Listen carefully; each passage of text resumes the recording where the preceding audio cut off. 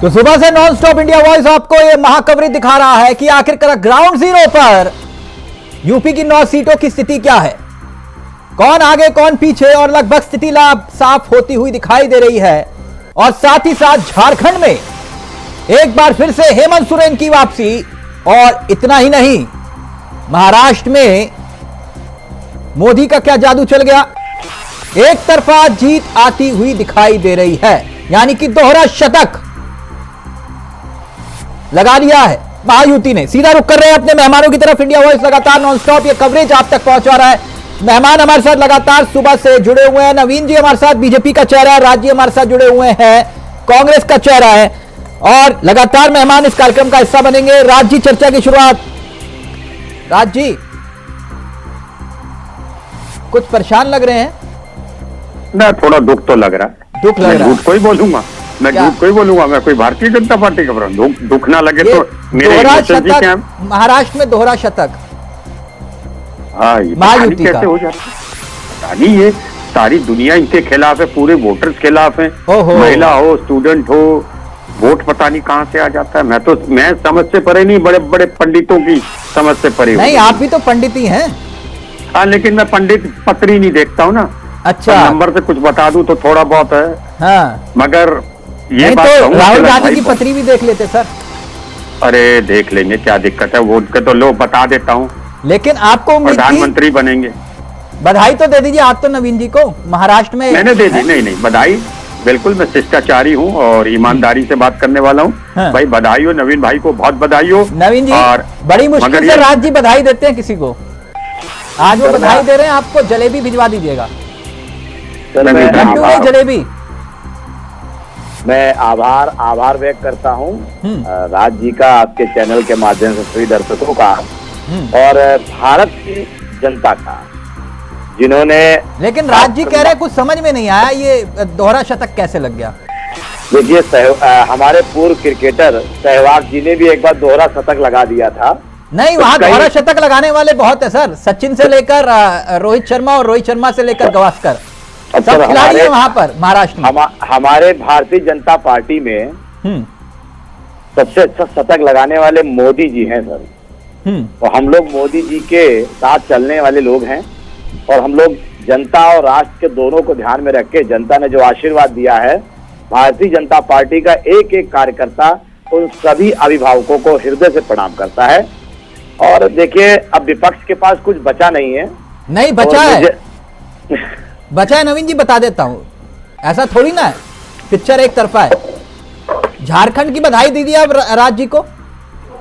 देखिए बिल्कुल, मैं देखिए जो रिजल्ट आया है, रिजल्ट के तहत भाई मैं हेमंत सोरेन का जादू चल गया। देखिए मैंने अगर मैं आप ही की भाषा बोलूं कि वहां मोदी जी का जादू चल गया महाराष्ट्र में, तो झारखंड में हेमंत सोरेन का जादू चल गया। देखिए बिल्कुल, मैं इस चीज को मानता हूं कि जनता का आशीर्वाद किसी को भी मिल सकता है, लोकतांत्रिक देश है। हाँ। और जनता जहां पर जिसको अपना आशीर्वाद देती है, उसका अभिनंदन, स्वागत करना चाहिए। नहीं तो राज जी को बधाई दे दीजिए, उन्होंने बड़ा दिल दिखाया।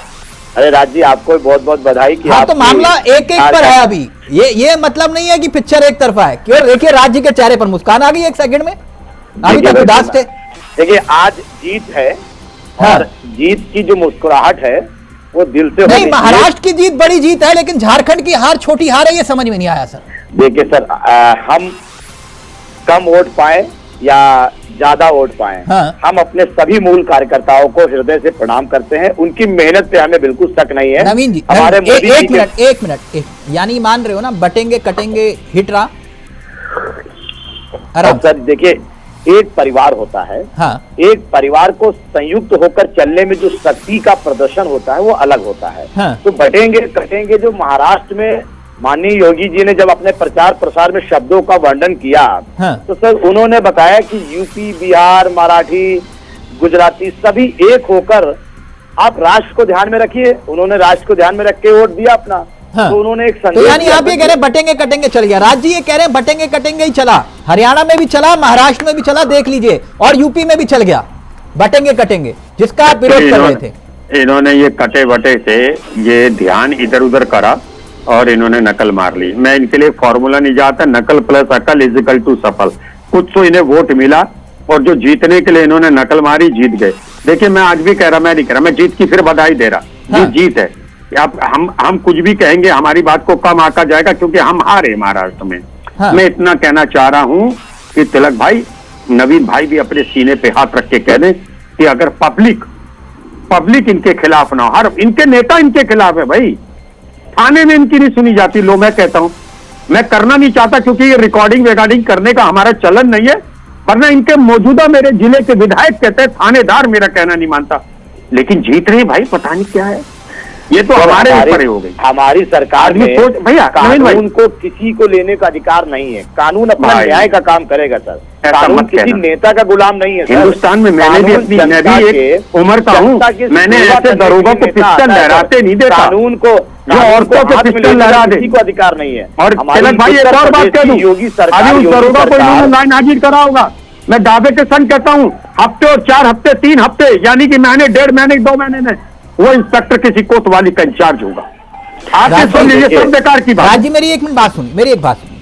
अगर पत्थरबाजी हो रही थी तो उस दरोगा का प्रमोशन होना चाहिए, मेरी बात समझिएगा। अगर पत्थरबाजी हो रही थी और दंगा भड़कने वाला था और उसने अगर रिवॉल्वर निकाली तो बिल्कुल सही निकाली, उसका तो प्रमोशन होना चाहिए। और जो वो महिलाओं पे निकाल रहा था ना, आप देखिए महिलाओं पे नहीं, ना ना ना ना, आप देखिए ये गलत बात। आप एक वीडियो दिखा के कहोगे, कुल मिलाकर नतीजा तो कुछ और ही है ना। कोई बचा के तो देखिए, अगर मुझे अपने आप को बचाना है तो मैं इधर उधर कूद ही लूंगा। मगर एक बात बताओ भाई, मैं एक बात बताना चाहता हूँ, इनका मैं कोई नहीं समझ पा रहा, हरियाणा से लेके महाराष्ट्र तक कि आखिर इनकी जीत का कारण क्या है। इनके नेता मानते हैं इस बात के लिए। और मैं आज एक और भविष्यवाणी कर रहा हूँ, का आशीर्वाद अपने अभी आप देखो, अभी एकनाथ शिंदे जी को ना, अभी देख लेना आप उन्हें, मैं किसी गलत उदाहरण नहीं देता क्योंकि वो चीफ मिनिस्टर रहे, अच्छा नहीं लगता, आप उनको दरकिनारा कर दोगे।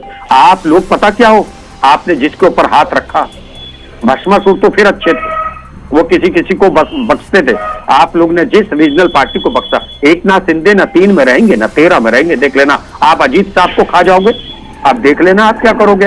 अब आपकी बात करना, और अगर वाकई आप बात वाले हो, मैं एक बात कहना चाहता हूँ नवीन भाई, मैं एक बात कहना चाहता हूँ, 40-42 एमएलए पे आपने एकनाथ शिंदे जी को बना दिया था, अब भी बना दो, बड़ा दिल दिखाओ, बड़ा भाई बनो, नहीं बनोगे। आप पता क्या, अपनी बारी का इंतजार कर रहे थे। आपको ना जनता से प्यार है, ना अपनी किसी संगी पार्टी से प्यार है, आपको सिर्फ प्यार है तो सत्ता से है। आपको जो प्यार है पैसे कबूलने से, पैसे कमाने से, आपका कोई मतलब नहीं। मैं आपके पास काम करने आ जाऊं, अगर मैं कुछ लेन देन की बात कर लूं, आप मुझे भी अपना बनाने की कोशिश करोगे। और आज याद रखना, अभी महाराष्ट्र में पता चलेगा आज, क्योंकि एकनाथ शिंदे जी को आपने 40-42 विधायक जो भी थे उनके, एग्जैक्ट मुझे याद नहीं, उस पे आपने उन्हें चीफ मिनिस्टर बना दिया था। कैसे घुट घुट के जिए होंगे वो फडणवीस साहब, आप देखना आप क्या करोगे उनका। एकनाथ शिंदे जी अगर उद्धव साहब के पास न जाए, आप उद्धव साहब दोनों ना बैठे, शर्मा जी आप हमारी महायुति की सरकार महाराष्ट्र में देखेंगे और हमारे ये सारे घटक दल हमारे साथ खुशी से मुस्कुरा के रहेंगे और अच्छे पद पे रहेंगे। ये हमारी संसदीय बोर्ड कमेटी तय करती है, किसी सरकारी संसदीय बैठ के संसदीय दल कमेटी तय करती है। प्रधानमंत्री जी वहां पहुंच रहे, पीयूष गोयल साहब पहुंच गए, क्या झूठ बोलते हो। एक मिनट राज जी एक मिनट, पिक्चर का एक और पहलू है, पवार वर्सेस पवार और सेना वर्सेस सेना, यानी कि शिवसेना वर्सेस शिवसेना। अभी उस पर भी मैं आऊंगा, लेकिन ब्रजेश पाठक क्या कुछ कह रहे हैं डिप्टी सीएम, जरा वो भी आपको सुनाते हैं, इंडिया वॉइस एक्सक्लूसिव, जरा सुनिए क्या कुछ कह रहे हैं ब्रजेश पाठक।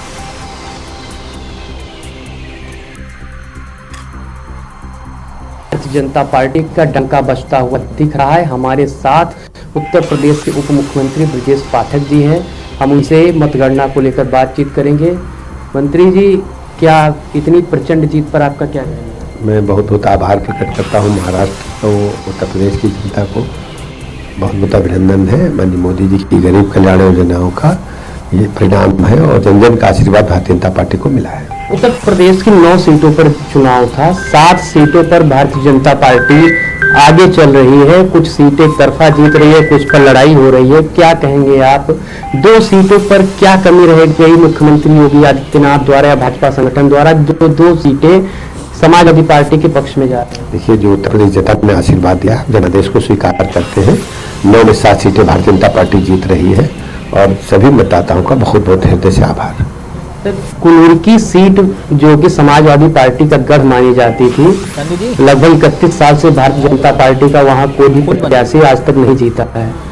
लेकिन जब एक नारा चल रहा था पूरे देश में कि बटेंगे तो कटेंगे, उसके बावजूद वहां पर जहां सबसे ज्यादा आबादी अल्पसंख्यकों की, वहां पर रिकॉर्ड जीत हो रही थी। इतनी बड़ी जीत किसी भी सीट पर नहीं हो रही। इस पर क्या चमत्कार भारतीय जनता पार्टी ने वहां पर कर दिया?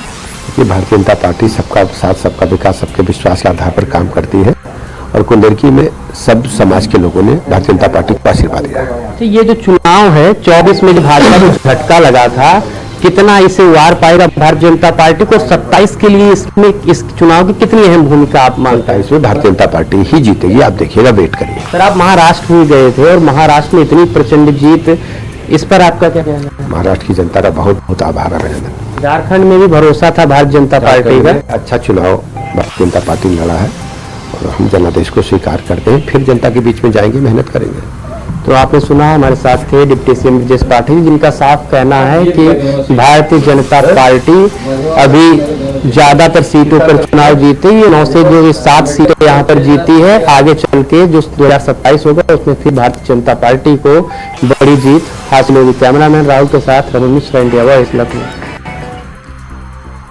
तो आप सुन रहे थे डिप्टी सीएम ब्रजेश पाठक को, इंडिया वॉइस एक्सक्लूसिव, लगातार नॉनस्टॉप हम आप तक ग्राउंड जीरो से तमाम खबरें पहुंचा रहे हैं। कुछ देर पहले सीएम धामी इंडिया वॉइस पर लाइव आकर बता रहे थे कि कैसे केदारनाथ की जंग उन्होंने जीती और कैसे विपक्ष का भ्रमत प्रचार को उन्होंने तोड़ा। उसके चक्रव्यूह को तोड़ने का जिक्र सीएम धामी ने इंडिया वॉइस एक्सक्लूसिव और ब्रजेश पाठक को आप सुन रहे थे इंडिया वॉइस एक्सक्लूसिव। लेकिन अब एक और बड़ी खबर आपको बता दें, सियासी रण से आ रही है, जो कि कुदरकी सीट से 31 साल के बाद बीजेपी ने यहां पर जीत हासिल कर ली है। ये बड़ी खबर, गाजियाबाद में भी बीजेपी ने जीत हासिल कर ली है। ये सेफ सीट थी, लेकिन कुदरकी जहां मुकाबला फंसा हुआ था, समाजवादी पार्टी अपनी जीत सुनिश्चित मांगकर चल रही थी, लेकिन वहां 31 साल के बाद बीजेपी ने जीत हासिल की है। ये बड़ी खबर यूपी के सियासी रण से लगातार हम आप तक पहुंचा रहे हैं। राज शर्मा जी, राज जी जी राज जी, ये वैसे यूपी से तो आप लोगों का कोई लेना देना था नहीं, लेकिन अब जो हुआ वो आपके सामने ही है। ये आपके बिना चुनाव लड़ने का नतीजा है या फिर कुछ और? नहीं, मैं एक बात कहता हूँ कि वो गठबंधन के प्रत्याशी थे। हाँ। अगर उनकी हार है तो वो हमारी भी हार है। नहीं, आपकी हार कैसे हुई? आप तो लड़ी नहीं। क्यों लड़ना क्या होता है? आपसे किसी ने प्योर एक नेता का बयान बता दीजिए समाजवादी पार्टी का, एक नेता तो दिखाई भी नहीं दिया सर, वहाँ कांग्रेस का कौन दिखाई दिया? अरे दिखाई नहीं, कांग्रेस ठंडा नवीन जी गलत तो नहीं कह रहा, आपको दिखाई दिया? अब मुझे नहीं मालूम, राज जी किसी रैली में गए हो तो सच बताना। राज जी गए थे? मैं बताऊंगा, उत्तर प्रदेश में लगभग 89 के बाद से हमारी सरकार नहीं है। अगर किसी भी पार्टी नहीं ऐसे रहोगे तो फिर भविष्य में ज्यादा उज्जवल नहीं है हमारे कार्यक्रम। राज जी अगर यही रहा तो फिर भविष्य भी बड़ा उज्जवल नहीं है। नहीं होगा, लेट द टाइम। नहीं, चुनाव लड़ोगे नहीं तो जीतोगे कैसे सर? भविष्य तो सरकार कैसे बनाओगे? नहीं, कभी कभी होता है उपचुनाव, आदमी नहीं लड़ते, कोई पार्टी कभी कभी नहीं लड़ती है। अच्छा, ऐसे हाँ, ये उपचुनाव मालूम है बीएसपी भी लड़ रही थी। ठीक है, पहले तो जो चुनाव लड़ती नहीं है, अरे वो बीजेपी ने लड़वा दिया। अच्छा, विरोधी ने लड़वा दिया। अच्छा, जीत का श्रेय बीएसपी को, बीजेपी की। नवीन जी, बीजेपी ने लड़वा दिया, वरना आज से पहले कहाँ उपचुनाव लड़ी है बीएसपी? नवीन जी बोलना चाह रहे। नवीन जी, ये यूपी वाला कुछ फैक्टर समझ में नहीं आया। देखिए, सबसे पहली चीज ये है, हमारे परम आदरणीय श्री नरेंद्र मोदी जी ने एक बात कही थी कि हमें भारत को कांग्रेस मुक्त करना है। तो वो तो मिशन जारी है, मगर उत्तर प्रदेश में हमारे इस मोदी जी के नारे को आदरणीय श्री अखिलेश यादव जी ने पूर्णतः मोहर लगा दी कि आपका ये नारा और संदेश मैं उत्तर प्रदेश में कायम करता हूँ और उत्तर प्रदेश में कांग्रेस को हम मुक्त कर देंगे। तो सर, हमारा काम तो समाजवादी पार्टी के गठबंधन, पीडीए गठबंधन ने कर दिया। जीवन में नहीं हो सकता, जीवन में नहीं कर पाओगे। जाओ नवीन भाई, जीवन में आ जाओ। बल्कि आप मैं कह दूं, अरे आपकी पार्टी कांग्रेस युक्त है। अगर आप लोग, आज मैं चैलेंज करता हूं, आप लोग इधर सुन लीजिए, अभी ना अभी आप लोगों के घोटाले आएंगे। अरे अभी जरा सत्ता पलटने तो देखोगे, जेलें सही कर लो, जनता के आप लोगों का नंबर आने वाला बता रहा हूँ, उठाएंगे संदेह, मैं कह रहा हूँ जेलें सही कर लो। अभी किसी नेता ने नहीं कहा था, संजय सिंह साहब ने, जेलों का बजट बढ़ा दो, आपके एक एक नेता जेल जाएगा, ये याद रखना। और आप जैसे प्रवक्ता षड्यंत्र रचने में पुरानी धारा 120B में अब वो बदल गई है, ये सब जाओगे आप लोग। क्या है आपके पास? अच्छा लीजिए, अच्छा मुझे आपके पास 240 जो MP हैं उसमें 75 MP गिनाओ, आप अपने गिनाओ जो संस्कारी बीजेपी, मतलब बीजेपी के प्रोडक्ट है, गिना दो, चलो गिनाओ, चैलेंज है, गिनाओ। ये चैलेंज राज जी, ये चैलेंज सिर्फ इनको है या फिर जो आपके यानी कि पार्टी की कोक से निकलकर दूसरी पार्टी बनी उनको भी है? ये उन्होंने गलत काम किया। अच्छा, ये गलत काम किया। और मैं बताऊं आपको, नहीं, ममता बनर्जी ने गलत काम किया। तिलक भाई, मैं एक बात कहना चाहता हूँ, जी ने भी गलत काम एक किया। कानून बनना चाहिए। अच्छा, कि अगर मैं कांग्रेस से जीता, मैं कांग्रेस से जीता और मैं इस्तीफा देके झट से बीजेपी में किसी पार्टी में गया, नहीं, ये कानून जब आप सरकार में थे, इसका दुरुपयोग और सदुपयोग आपने बखूबी किया राज जी। ये तो आप ही से सीखे ना नवीन शर्मा, और कहां से सीखे? जो लकीर के फकीर होते हैं कभी तरक्की नहीं पाते। ओके, यही भारतीय जनता पार्टी है। अच्छा, ये गलत यूपी वाला फैक्टर बताइए, क्या लगता है आपको यूपी में क्यों? क्योंकि स्क्रिप्ट तो आप लोगों ने पहले ही तैयार कर ली थी, देखिए ये क्या हो रहा है, समझ नहीं आ रहा, गलत हो गया, कुछ ऐसा गड़बड़ झाला हुआ है तिलक भाई। तिलक जी, इसके बारे में ये तो इसके में रिसर्च करोगे तो PhD हो जाएगी। आज का जो दिन मैं है, बता रहा हूँ, वो दिन कुंदरकी जीतना, देखो एक बात, कुंदरकी जीतना बहुत परफेक्ट है, ये बहुत बड़ी बात है। नहीं, मैं वही कह रहा हूँ, कुंदरकी जीत गए। हाँ, इसे मैं कहता हूँ अखिलेश जी को भी इस बारे में बहुत रिसर्च करना चाहिए। कुंदरकी तो मैं कुंदरकी अक्सर उस क्षेत्र में आता जाता हूँ, ऐसा नहीं, मगर वहां जीतना एक वाकई अजूबा है, इसमें तो दो राय नहीं है। और वैसे तो ये माना जा रहा था कि बीजेपी 2-3 सीट जीतेंगी, है ना, कहने को सब कहते हैं 9 सीट 2-3 सीट जीतने का था। अगर ये 6 सीट तक जा रही है, 6 सीट तक जा रही है, तो ये राज जी मैं यार देखिए, दूध का दूध पानी का पानी। देखिए आप, मैं जानता हूँ ब्राह्मण व्यक्ति, मैं जातिवाद पे जाता नहीं हूँ, पहली बात आप, क्योंकि बार बार वो जिक्र करते हैं मैं ब्राह्मण हूँ, तो आप, मैं जानता हूँ झूठ बोलते भी नहीं है। सच बताइएगा, 9 सीटों में कितनी सीटों पर प्रचार किया? नहीं, हमारे सारे कार्यकर्ता 9 में सारे लड़े। नहीं, मैं आपकी बात कर रहा हूं व्यक्तिगत रूप से। जहां भी प्रत्याशी, मैं बता जहां भी प्रत्याशी का, आप वैसे प्रचार करने सच बताना ईमानदारी। मैं सच बात बताऊंगा, मैं कुंदरकी, मेरे लोग रहते हैं। अब ये प्रचार करने का तरीका होता, मैं आप बता दूं। नहीं, एक सीट पे बताओ, प्रचार कहाँ किया आपने? मैं कुंदरकी गया, और कुंदरकी क्योंकि मेरे बगल का ही जिला है, ठीक है, तो मैं वहां गया, मेरे लोग थे, मैंने कहा भाई जैसे होता है उनका मुद्दा भी, जैसे कुछ लोग, मैं बताऊंगा आपको, जैसे SC वोट बीजेपी को चलेंगे, अगर ये बात बीजेपी समझाने में मतलब समझा पाई कि देखो कांग्रेस नहीं लड़ रही, ये नहीं लड़ रही, तो उससे एक चीज गई कि शेड्यूल कास्ट जो वोट था, वो शेड्यूल कास्ट वोट फिर बीजेपी में गया, लोकसभा में शेड्यूल कास्ट वोट कांग्रेस और समाजवादी पार्टी। अच्छा, ये आकलन है, बाकी तो देखो ना, ये वो वाली बात हुई नवीन जी, जैसे होता है ना कि भाई चल चिंटू आज घूम के आते हैं, कुदरकी घूम के आते, पड़ोस की सीटें जरा घूम के आते हैं। राज जी ने कहा चलो घूम के आए, प्रचार करने थोड़ी ना गए। राज जी आप खुद मान रहे हो, यही तो मैं कह रहा हूँ, आप लोग प्रचार करने भी नहीं गए। अब आप कह रहे हो कि भैया वो कैसे जीत गए कुदरकी? नहीं, जैसे क्या होता है, जाया जाता है, अपने लोगों से कहा जाता है। आज की तारीख में, इधर सुन लीजिए आप, आज की तारीख में वोटर को आई कांटेक्ट होना चाहिए। तो वो आई कांटेक्ट राहुल गांधी बना नहीं पाए। वो आते प्रचार में अगर हाथ भी हिला देते तो कांग्रेसी का राज शर्मा तो निकलते घर के बाहर प्रचार करने के लिए, सपा के लिए नहीं किए ना। वही तो कह रहा हूं मैं भी। नवीन जी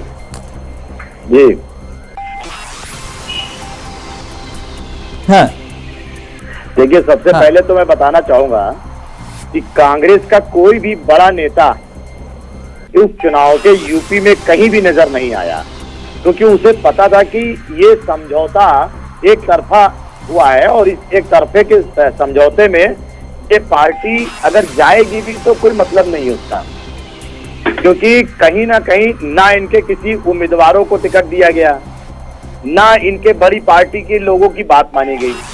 तो अखिलेश जी का जो नियंत्रण था वो सिर्फ समाजवादी पार्टी के लोगों पे था, और उन्होंने अपने पार्टी के प्रत्याशियों को टिकट से चुनाव लड़ाया, और कांग्रेस को खाली गठबंधन। नहीं, ये कह रहे हैं कुदरकी, ये समझ में नहीं आया, कुदरकी कैसे जीत गए वो नहीं समझ में आ रहा राज जी को। वो कह रहे हैं कुछ ना कुछ गड़बड़ है। सर राज जी वहाँ गए थे, हाँ, तो राज जी को कुदरकी की जनता के साथ बैठ के चाय पे चर्चा करनी चाहिए थी। नहीं, मेरे को डाउट है राज जी गए या नहीं गए। ये कांग्रेसी बाहर निकले नहीं है, मैं बता रहा हूँ आपको। मैं बता दूं चला भाई, आप हमारी और समाजवादी पार्टी की लड़ाई करा दोगे आप ना। मैं क्यों लड़ाई करूंगा, आप खुद ही कह रहे हो कि गए। मेरे को इस बात का डाउट है कि आप गए नहीं हो, वरना हमारे जो धुआंधार पत्रकार है वो भी जुड़ गए हैं, स्टेट कोऑर्डिनेटर अनिल पाठक, मैं उनसे पूछवा दूंगा तो पूरी डिटेल दे देंगे अभी। वो बता भी रहे थे लगातार ये ग्राउंड जीरो पर कांग्रेसी कोई नहीं उतरा, कह रहे कि ये इफेक्ट नहीं साइड इफेक्ट हो रहा है, मामला बैकफायर करेगा, वही हुआ। आप जरूर लड़ा दोगे, मैं समझ गया। अब आप हमें और समाजवादी पार्टी को लड़ा दोगे और कुछ नहीं होगा। ना, ये अनिल पाठक हमारे साथ जुड़ गए हैं, ये बड़ा दिलचस्प पत्रकार हैं, ये भी ये गजब की खबरें निकालते हैं। पाठक जी, ये तो खेला हो गया यूपी में, और राज शर्मा कह रहे हैं कि ना भैया ना हम नहीं मानते। वो जैसे होता है ना क्रिकेट में कि भैया आउट हो गए, बोले मैं मानूंगा ही नहीं गली ना, मैं नहीं मानूंगा, बल्ला मेरा है, मैं क्यों मानूं कि मैं आउट हूं। देखिए तिलक चावला जी, बिना चुनाव लड़े कांग्रेस पार्टी की दफो उंगलियां घी में है, और समाजवादी पार्टी का सिर जो है वो कढ़ाई में आ गया है। जो उपचुनाव का जो रिजल्ट आया है उसने पूरी तस्वीर ही बदल दी है, और एक उत्तर प्रदेश की सियासत का एक नया संदेश है। कुदरकी विधानसभा 65% मुसलमान है वहाँ पे, और सबसे बड़ी जीत होने जा रही है वहाँ भारतीय जनता पार्टी। मैं वही कह रहा हूँ अनिल पाठक जी, और वही बात राज शर्मा जी इशारों में कह रहे हमें सारी जीत हार मंजूर है, लेकिन कुदरकी में क्या हुआ ये नहीं मंजूर हो रहा। देखिए तिलक चावला जी, मुसलमान वोटर भी समझ चुका है हाँ, कि उत्तर प्रदेश में क्या होने वाला है, समाजवादी पार्टी और कांग्रेस क्या कर सकती है। लेकिन कांग्रेस के लिए एक अच्छा मौका है समाजवादी पार्टी को कोसने के लिए। जैसा कि तिलक जी मैंने पहले भी कहा, कांग्रेस की दफो उंगलियां घी में हैं, ये कहने के लिए कि लोकसभा चुनाव हमारे साथ लड़े तो 35 सीट पा गए। नहीं, आप ऐसा क्यों कह रहे हैं कि आपकी बात से ऐसा महसूस हो रहा है कि कांग्रेस चाहती थी ये हारे। आप लोग तो यही कह रहे हैं, तभी तो नहीं निकले ये। इन्होंने कहाँ पे चुनावी सभाएं की हैं समाजवादी पार्टी के नेताओं के? नहीं, राज जी कह रहे थे उनके बगल वाली सीट थी, वो वहां गए थे घूमने के लिए। ऐसे ही सब कांग्रेसी घूम रहे थे, भाजपा में भी घूम रहे थे, समाजवादी में भी घूम रहे थे। हाँ। ये संदेश नहीं दे पाए कि कांग्रेस भी लड़ रही है। अच्छा, कांग्रेस के घर का क्या माहौल है यूपी में पाठक जी? अंदर जश्न का माहौल चल रहा है कांग्रेस में, क्योंकि जो अंदर लड़ाई चल रही थी समाजवादी और कांग्रेस की, अब ये है कि दिल में कुछ है और जुबान पे कुछ है। नहीं, जो इनके जो प्रदेश अध्यक्ष हर बात पे वो जो चैनल के बड़े बड़े माइक लग जाते थे तो बाइट देने भी आ जाते थे, लेकिन वो भी नहीं दिखाई दे रहे। एक चुनावी सभाएं नहीं की अजय राय जी ने, नहीं की, और निकले भी नहीं कहीं, और कोई भी बाइट भी नहीं दी, बस यही कहते रहे कि इंडिया गठबंधन जीत रहा है। परिणाम आ गया सामने, 9 में से 2 सीट पे अभी आगे चल रहे हैं, हो सकता है एक आध और खिसक जाए। और कुनरकी तो एक बड़ा संदेश है, जहां पर सीट पक्का मान रही थी समाजवादी पार्टी। राज जी इत्तेफाक रखते हैं आप? मैं अभी सीट वाइज आऊंगा अनिल जी आपके पास, जरा राज जी कुछ कहना चाह रहे हैं, क्योंकि आपने व्यक्तिगत रूप से कांग्रेस पर बहुत हमले कर दिए। ऐसा कुछ नहीं, वो अनिल भाई थोड़ी गलतफहमी में हो गए। नहीं, वो ग्राउंड जीरो वाले, वो एसी में बैठने वाले नहीं है। अरे भाई, ग्राउंड जीरो भाई, हम वो कह रहे हैं कि बता दीजिए आपके किस किस नेता ने कितना प्रचार किया, वो पूछ रहे हैं ना, बता दीजिए। ऐसा नहीं होता, नेता ने नहीं किया इसलिए आप कह भी रहे हैं। हाँ, है ना, तो क्या गलत बोल रहे हैं? काटिए उनकी बात को आप। नहीं, मैं कैसे कह दूं, मैं सच बोलने वाला व्यक्ति हूँ। हाँ, तो वो भी तो सच ही बोल रहे हैं ना, झूठ थोड़ा ना बोल रहे हैं। आप कह रहे हो कि अनिल जी को पता नहीं। मगर वो ये गलत कह रहे हैं पाठक जी। उन्होंने कहा नहीं, पाठक जी ये कह रहे हैं कि नहीं, कार्यकर्ता बीजेपी में भी जा रहे थे, तो सपा में भी जा रहे थे, तो मैं इस बात से इत्तेफाक नहीं रखता इनकी बात। हम लोग सिद्धांतों के आदमी। मैं एक बात तिलक भाई बता दूं, भारतीय जनता पार्टी का सदस्य बनने के लिए सिर्फ 24 घंटे चाहिए, और कांग्रेस का सदस्य बनने के लिए सोचना पड़ता है, क्योंकि यह सिद्धांत है और हम लोग ईमानदार लोग हैं और हमें जनता से प्रेम है, लेकिन समझ नहीं पा रहे पाठक जी। वो कह रहे हैं कि आप नहीं समझ पा रहे, हम लोग मेहनत कर रहे थे ग्राउंड पर। हाँ, एकदम सही बात है। इनको ना हम समझ पाए ना पब्लिक समझ पाई, और सब परिणाम सामने है। न वोटर समझ पाया, खासकर कुनरकी में मुसलमान वोटर भी नहीं समझ पाया। हाँ तो तभी तो मान नहीं रहे राज जी, कह रहे कुदरकी क्यों राज जी? नहीं कुदरती में एक और बात है, वहां भी जाने नहीं दिया, वोट कटा दिए, ये सब बेकार की बातें हैं। नहीं तो कुदरती सीट को जीतना ही जीतना था। अच्छा, और मैं बता दूं आपको, आप ही ने अभी देखिए, अगर आप भी से बात करते करते हो तो आप ही कहोगे वैसे तो उपचुनाव सत्ता का माना जाता है, लेकिन मैं इसमें ज्यादा इत्तेफाक नहीं रखता और ना मैं इधर उधर की बातें सुनता हूँ। और देखिए तिलक भाई, मैं कोई बहाने नहीं ढूंढना चाहता। ये हार कुनरकी की हो और महाराष्ट्र की हो, ये अच्छी बात नहीं है हमारे लिए, और इसका दुख है मुझे, और मैं इस दुख को प्रकट करने के लिए मुझे जरा से भी शर्म नहीं है।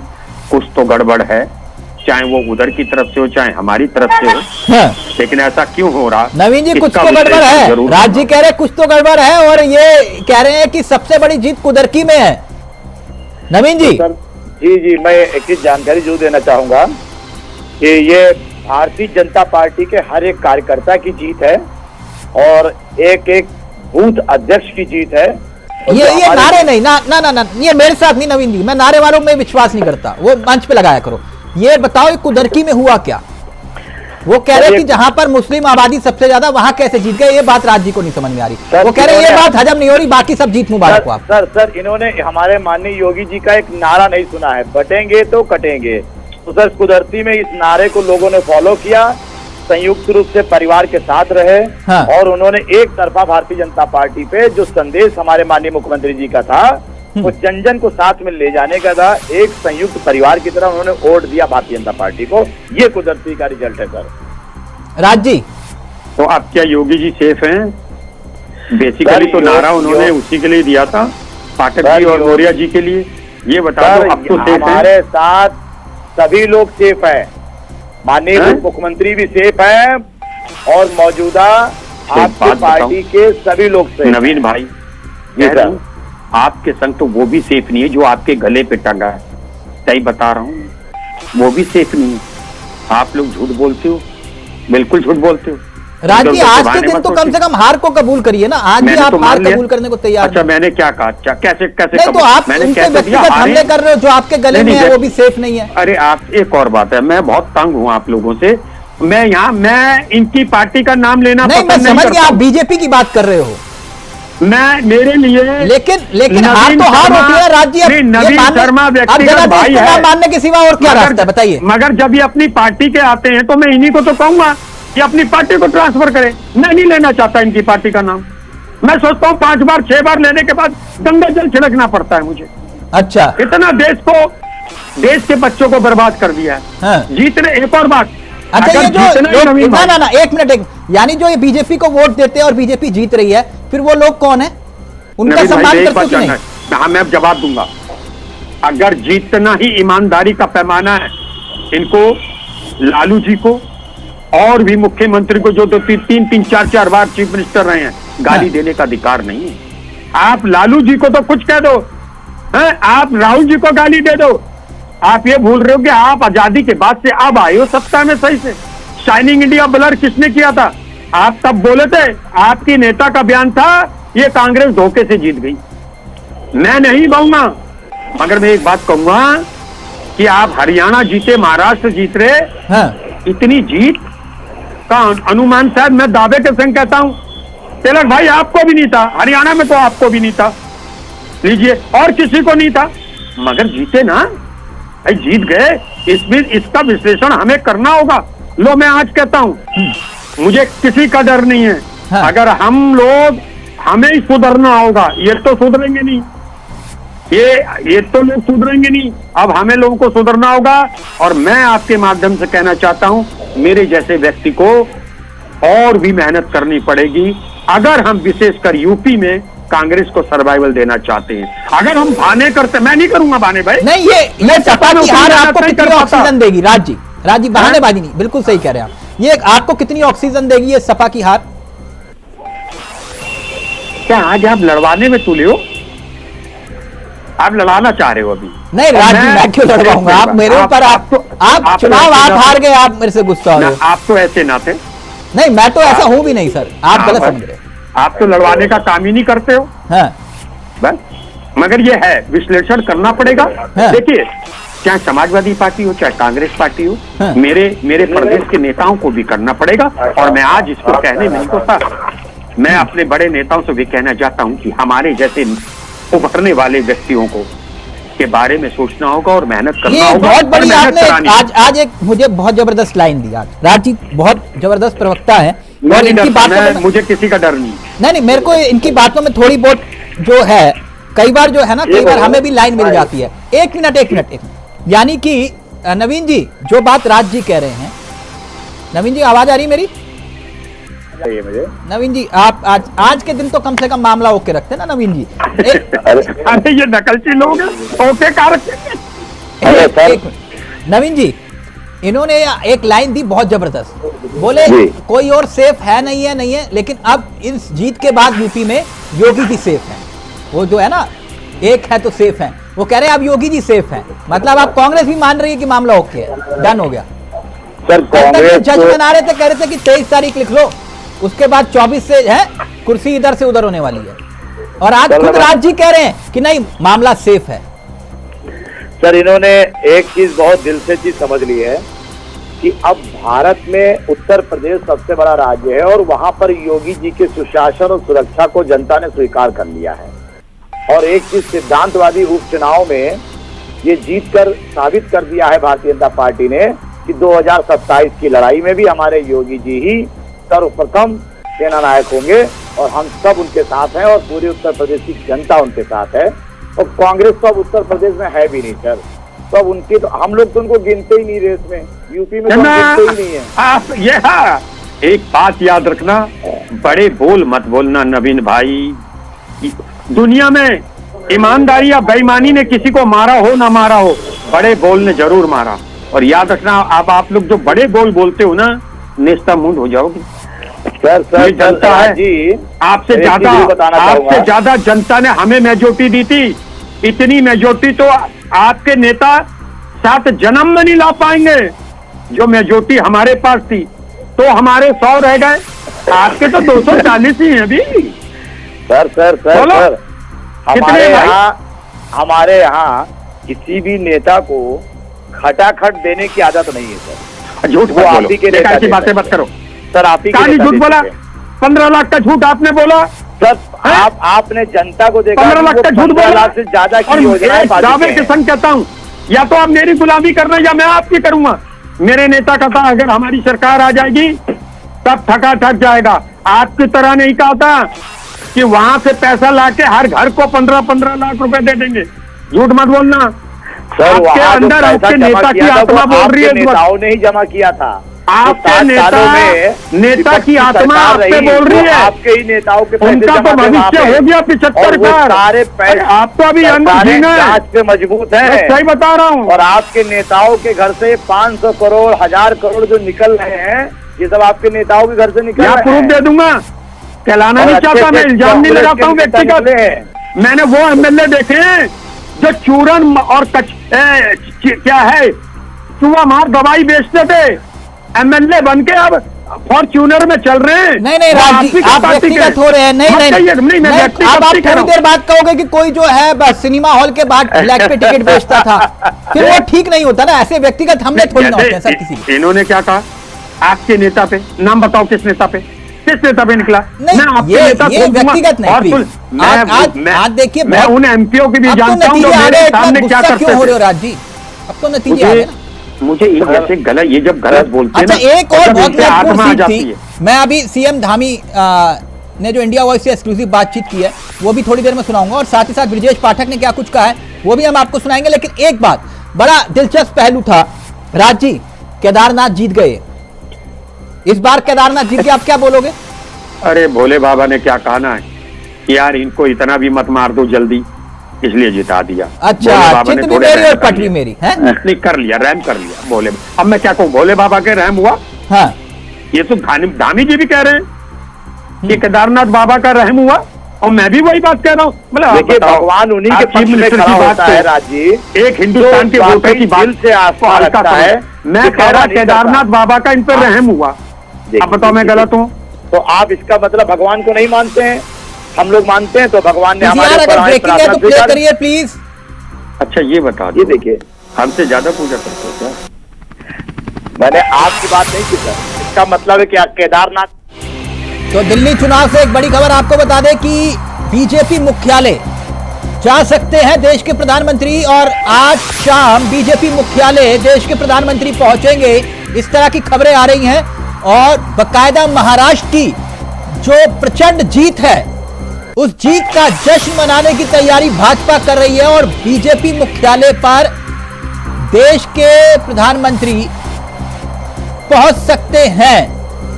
और आज शाम एक बार फिर से देश के प्रधानमंत्री बीजेपी की महाराष्ट्र में जीत के जश्न में शामिल हो सकते हैं, क्योंकि जो आंकड़ा था महाराष्ट्र में जादुई आंकड़ा, उससे कई ज्यादा आंकड़ा बीजेपी ने हासिल किया है। और प्रचंड जीत महायुति की दिखाई दे रही है, क्योंकि लगभग 223 सीटों पर बढ़त बनाते हुए सरकार बना चुकी है लगभग। यह स्थिति साफ है महाराष्ट्र में। तो कुछ ही देर में यह औपचारिक ऐलान भी हो सकता है कि देश के प्रधानमंत्री बीजेपी मुख्यालय पहुंचेंगे। तो नवीन जी, जश्न मनाने की तैयारी है? जश्न तो पूरा देश मना रहा है भारतीय जनता पार्टी। हमारे माननीय प्रधानमंत्री जी सभी कार्यकर्ताओं को धन्यवाद देने के लिए, कार्यकर्ताओं के जोश को जिंदा रखने के लिए वो हमेशा ऐसे ही मुख्यालय पे आके हम सबके बीच अपना आशीर्वाद स्नेह और अपने इस बोध से हम सबको संबोधित करते हैं। हाँ। और इससे विपक्ष भी कुछ ना कुछ सीख रहा है, ऐसा नहीं है, विपक्ष भी सीख रहा है सर। हाँ। हमें जीत के बाद अपने कार्यकर्ताओं को धन्यवाद जरूर देना चाहिए, उनके बीच में रह के देना चाहिए। राज जी सीख रहे हैं, नवीन जी कह रहे हैं। राज जी, शायद राज जी हमारे मुख्यालय पहुंच गए होंगे। शाम के इंतजाम में भाई साहब कोई मिठाई मुझे खिलाऊंगा। नहीं मिठाई नहीं, वो जलेबी खाना चाहेंगे बस। सर उसकी फैक्ट्री तो हरियाणा में लगी है, अब हम लोग वहीं से सप्लाई हमारे यहाँ होगी। अच्छा, जलेबी खिलाएंगे? अब भाई हम लोग जलेबी, इन्होंने कहा जलेबी खिलाइए तो हम लोग जलेबी खिला रहे हैं। हाँ हाँ। अब ये देखिए विपक्ष अब जाने को तैयार होगा ईवीएम पे। ठीक, ये ईवीएम पे आएंगे अभी। नहीं, ईवीएम वाले मसले पर भी आएंगे। खैर, अभी सीएम धामी और ब्रजेश पाठक, इंडिया वॉइस ने उनसे एक्सक्लूसिव बातचीत की, क्या कुछ कहा उन्होंने वो हम आपको सुनाना चाहेंगे। प्लीज, अगर केदारनाथ उपचुनाव में बड़ी जीत हासिल हुई है, सारे मिथक टूट गए और आप लोगों को पारंपरिक सीट थी, क्या कुछ कहेंगे सर केदारनाथ की? मैं सबसे पहले बाबा केदार को प्रणाम करता हूं और श्री केदारनाथ विधानसभा की देवतुल्य जनता को उनका धन्यवाद करता हूं, आभार व्यक्त करता हूं कि उन्होंने भारतीय जनता पार्टी की प्रत्याशी श्रीमती आशा नौटिया जी को भारी मतों से वहां विजय श्री दिलाई है, जिताया है। मैं ये कहना चाहता हूं कि ये जीत हमारे आदरणीय प्रधानमंत्री जी के द्वारा जो वहां पर अनेक काम विकास के किए गए हैं, नवनिर्माण पुनर्निर्माण का काम किया है, पूरे उत्तराखंड को उन्होंने हर प्रकार से आगे बढ़ाने का काम किया है, विशेष रूप से उत्तराखंड का उन्होंने ख्याल रखा है, सहायता की है। ये उसकी जीत है, ये विकास की जीत है। ये हमारी जो मुद्दे हैं, जो हम नीति आधारित राजनीति करते हैं, उसकी जीत है। ये जीत सनातन की जीत है, ये जनता की जीत है, ये उत्तराखंड की जीत है। और निश्चित रूप से ये उन लोगों के मुंह पर बड़ा भारी तमाचा है जिन्होंने इस चुनाव में हर वो हथकंडा, झूठ और भ्रम फैलाने का काम किया, चाहे वो क्षेत्रवाद के रूप में हो, चाहे वो जातिवाद के रूप में हो, चाहे वो किसी भी रूप में उन्होंने लोगों को जो है भ्रम में डालने का काम किया। चाहे उन्होंने ये कहा कि ये सेमीफाइनल है, ये सरकार के खिलाफ हमारा चुनाव है, जनता ने पूरी तरह से इसको नकार दिया। मैं श्री केदारनाथ विधानसभा के सभी देवतुल्य मतदाताओं को और उत्तराखंड की जनता को विश्वास दिलाता हूं कि हम हमारे आदरणीय प्रधानमंत्री नरेंद्र मोदी जी के मार्गदर्शन में उत्तराखंड को हिंदुस्तान का श्रेष्ठ राज्य बनाने के लिए जो हमारा विकल्प रहित संकल्प है, उस संकल्प को लगातार आगे बढ़ाएंगे। सर विपक्ष हमेशा आपके निशाने पर, विपक्ष ने आपको टारगेट किया, आपके उन कामों को टारगेट किया, क्या कुछ कहेंगे सर उन नेताओं को जो लगातार आपके छवि को धूमिल करने का काम कर रहे हैं? देखिए, इस झूठ और भ्रम की राजनीति को और इनके झूठे प्रोपोगंडा को जनता ने पूरी तरह से उस पर ताला लगा दिया है, उनकी दुकान बंद कर दी है। थैंक यू सर बातचीत करने के लिए। मुख्यमंत्री पुष्कर सिंह धामी ने साफ तौर पर कहा है कि केदारनाथ का जो चुनाव है जिसका रिजल्ट आ चुका है उस पर केदारनाथ की जनता का आशीर्वाद उन्हें मिला है और अब कोशिश यही रहेगी प्रधानमंत्री नरेंद्र मोदी के मार्गदर्शन में कि उत्तराखंड का समग्र विकास किया जा सके। जो यहाँ की जनता जो चाहती है उन उम्मीदों के उत्तराखंड के उन सपनों को उत्तराखंड को पूरा करने का काम किया जा सके। कैमरामैन नरसिंह था तभी के अंतरा इंडिया वाइस देहरादून के मंत्री धर्मवीर प्रजापति हैं जी। महाराष्ट्र और उत्तर प्रदेश में भाजपा का टेम्पो हाई है क्या? निश्चित रूप से जनता का आशीर्वाद हमें मिला है और मैं कह सकता हूं कि ये हम लोगों की परिश्रम की पराकाष्ठा है। उत्तर प्रदेश में चाहे हम देखें तो माननीय मुख्यमंत्री ने परिश्रम की पराकाष्ठा की है और योजनाबद्ध तरीके से हम लोग चुनाव में गए हैं। और सच बात यह है कि संगठन हमारा बहुत मजबूत है और संगठन और सरकार मिलकर के हम लोगों ने एक कार्यकर्ता के रूप में काम किया है नीचे धरातल पर जाकर के। उसका परिणाम है कि चुनाव परिणाम हमारे पक्ष में है। सर, संगठन और मुख्यमंत्री भी 9 की 9 सीटें जीतने का दावा कर रहे थे, लेकिन अब 3 सीटों पर समाजवादी पार्टी भी आगे चल रही है, 2 सीटों पर सुबह से ही आगे चल रही है, यानी कि लगभग 2 से 3 सीटें समाजवादी पार्टी जीत सकती है। कहाँ कमी रहेगी इन सीटों पर कि भारतीय जनता पार्टी का जो संगठन था और मुख्यमंत्री का जो एजेंडा था वहाँ सेट नहीं होगा? देखिए, हम लोग रुझानों में 8 सीट पे भी हम लोग आगे रहे हैं और अभी तो समय है, अभी दोपहर भी नहीं हुआ है। चुनाव परिणाम धीरे धीरे जब आगे बढ़ेगा और हमारे पक्ष में रहेगा। कुनूर की सीट जो थी वो मतदान के दिन बहुत ज़्यादा चर्चा में थी, कई वीडियोस वायरल हुए थे। खुद अखिलेश यादव ने प्रेस कॉन्फ्रेंस की और बहुत इल्ज़ाम लगाए कि प्रशासन वहाँ पर भाजपा को जिताने में मदद कर रहा है। कुनूर की जो सीट है अल्पसंख्यक बाहुल्य है, वहाँ पर भारतीय जनता पार्टी आगे चल रही है। क्या वहाँ पर लगभग 30 साल से कभी कमल नहीं खिला है, क्या लगता है इस बार आपने किस गणित के साथ वहाँ पर काम किया कि 70% आबादी जहाँ पर अल्पसंख्यक है वहाँ पर इस बार कमल खिलने जा रहा है? देखिए, इस तरह से पहले लोकसभा के चुनाव में देखा जाए तो आजमगढ़ और रामपुर सपा का गढ़ माना जाता था, वो भी हम लोग जीते थे। हम लोग योजनाबद्ध तरीके से हम लोग चुनाव लड़े हैं और पूरी रणनीति के साथ हम लोग धरातल पे गए हैं। और अगर विपक्ष की हम बात करें तो विपक्ष ने चुनावों में सभाएं की हैं और बयानबाजी की है और ट्वीट किया है और हम लोग धरातल पर जाके काम किया है और उसी का परिणाम है कि चुनाव परिणाम हमारे पक्ष में है। तो सीसामऊ में क्या लगता है नसीम सोलंकी का जो सिंपैथी कार्ड था वो काम कर गया है? देखिए, अभी चुनाव परिणाम आने तो शाम तक तो पता चलेगा कि सीसामऊ कौन जीत रहा है। अभी हमें पूरा भरोसा है कि हम लोग जीतेंगे। 2024 के लोकसभा चुनाव में भारतीय जनता पार्टी को यूपी में झटका लगा था, उसके बाद में ये उपचुनाव कितना ज्यादा घाव भरेगा और 27 के लिए कितना अहम साबित होने वाला है? देखिए, लोकसभा के चुनाव में जिस तरह से जनता को बीच में जनता को भ्रमित किया गया था आरक्षण को लेकर के, संविधान को लेकर के और पैसा की घोषणा कर करके खाते में जाएंगे, तो ये सब जनता अब जान चुकी है, समझ चुकी है कि ये सब फरेबी बातें हैं। जनता फिर समझ में आ गया है और जनता फिर हमारे साथ खड़ी हुई है। सर, आपने यूपी की भी कई सीटों पर प्रचार किया, महाराष्ट्र में भी कई सीटों पर आप गए।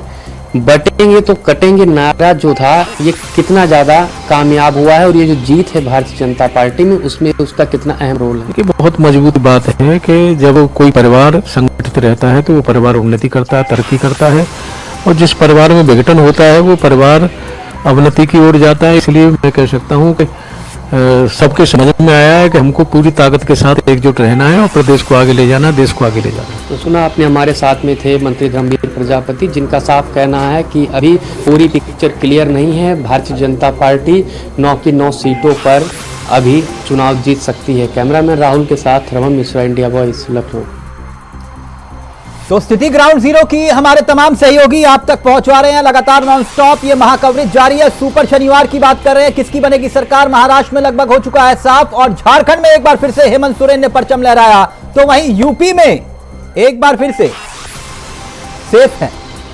कौन सेफ है? सीएम योगी सेफ है। अब विपक्ष भी कह रहे हैं। खैर, सीधा रुक कर रहे हैं अपने मेहमानों की तरफ। आपको बता दें, हमारे साथ लगातार नॉन स्टॉप जो मेहमान इस कार्यक्रम का हिस्सा बने हुए हैं, हमारे साथ नवीन जी हमारे साथ जुड़े हुए बीजेपी के चेहरे हैं, धर्मेंद्र जी हमारे साथ जुड़ गए समाजवादी पार्टी के चेहरे हैं और साथ ही साथ विश्वेंद्र जी हमारे साथ जुड़ गए हैं, वरिष्ठ पत्रकार हैं। ये नॉन स्टॉप कवरेज हम आप तक पहुंचा रहे हैं। हमारे तमाम सहयोगी ग्राउंड जीरो पर इस वक्त मौजूद है, पल पल की अपडेट हम आप तक पहुंचा रहे हैं। धर्मेंद्र जी, सर ये क्या हो गया? नहीं, क्या हो गया तिलक जी, फिर क्या हो गया भाई लोकतंत्र में? इससे खराब बात सुशासन की बात करते हुए कुशासन का उदाहरण हो, तंत्र का को कुतंत्र में बदल दिया, और जिस तरह से तंत्र के षड्यंत्र के तहत पूरे प्रदेश को लूटने का काम भारतीय जनता पार्टी ने किया। उस चुनाव में देखिए, अभी भारतीय जनता पार्टी के साथी मंत्री जी कह रहे थे कि मैं रामपुर और आजमगढ़ में, ये सही है कि रामपुर के लोकसभा उपचुनाव में उन्होंने एक प्रयोग किया था, जहां पर तमाम दल के नेता नहीं मेरी बात पूरी होता है, आप समझ जाएंगे। उन्होंने एक प्रयोग किया था कि किस तरह से वोटरों को डरा धमका करके रोकना और अपने वोटों में परिवर्तित करना।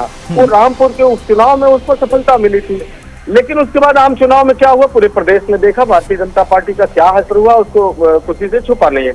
और कमोबेश उत्तर प्रदेश के उपचुनाव में आपने देखा करीब 150 से अधिक वीडियोज एविडेंस है कि किस तरह से जो है इन्होंने वोट को लूटने का काम किया, उसको वोट डालने नहीं दिया, मतों को रोकने का काम किया।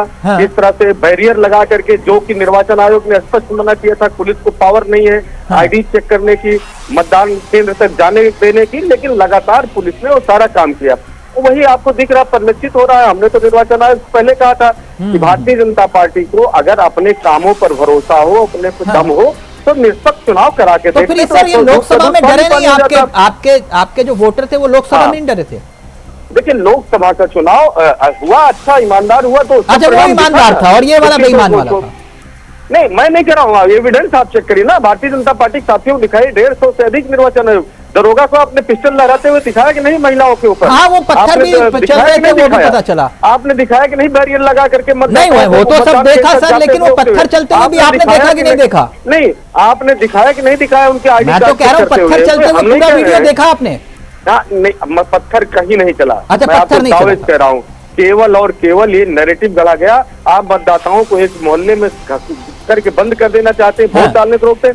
ये हिस्ट्री में पहली बार हुआ। नहीं तो अब ये जनादेश कबूल है कि नहीं है सर? क्योंकि लोकसभा वाला तो मामला ओके कर दिया आपने कि नहीं वो वाला ईमानदार वाला था, ये वाला बेईमानी वाला।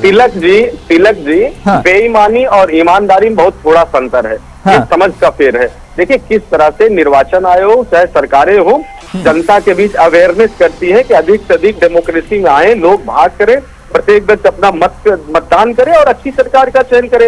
हालांकि यहाँ सरकार का चयन नहीं था, लेकिन उपचुनाव में 9 माननीय विधायकों का चुनाव था। हम पहले कह रहे थे ये 27 की नींव होगी, और वही है, जनता ने इतना डराव धमकाव बहकाव के बाद भी समाजवादी पार्टी को दिया। 5वीं बार ये जो भविष्यवाणी की थी, धर्मेंद्र जी एक मिनट अब चर्चा करेंगे सर, कोई दिक्कत नहीं। आज तो मैं कह रहा हूँ ये 5वीं बार जो भविष्यवाणी की थी आपने कि योगी जी जाने वाले हैं, ये वाली भविष्यवाणी की मामला, अब तो मामला योगी जी सेफ है ना? अब तो बोलोगे नहीं, आम चुनाव में सेफ क्या? आम चुनाव देखिए, उत्तर प्रदेश की जनता तो इनको 9 की 9 हराना चाहती थी। अच्छा, तो फिर किसने जितवा दिया? लेकिन जो आम चुनाव होगा उसमें जनता इनको जवाब देगी, योगी जी को जाना ही होगा, इसमें कोई दो राय नहीं, बच नहीं सकते। क्योंकि बुनियादी सवालों से 2017 से आप ये बात कह रहे हैं, चौथी भविष्यवाणी में मामला जो है कुछ 2017 से सारे चुनाव देख लीजिए, हमारा परफॉर्मेंस लगातार अच्छा हुआ। और एक उपचुनाव घोषी का आपको याद होगा, सारे समीकरण के बाद भी योगी जी को धूल चटाई। और 2024 के आम लोकसभा में एक उपचुनाव पर आप जो है जश्न मना रहे हो, वो बात ठीक है, चलिए कोई बात नहीं। 2024 की लोकसभा में सर आज की स्थिति की मैं बात करूं, आप कह रहे हो घोषी याद करो, मैं तो सिर्फ आज की बात कर रहा हूं, आप कह रहे हो बेईमानी है। आज हाँ नहीं सुनिए, आज 3 ऐसी सीटें हैं जहां बहुत नॉमिनल वोटों के मार्जिन से आगे पीछे चल रहे हैं। सर एक मिनट विश्वेंद्र जी, वो ये कह रहे हैं हम नहीं मानेंगे, ये वाली जीत जो है बीजेपी की हम नहीं मानते, लोकसभा वाली जीत मानेंगे।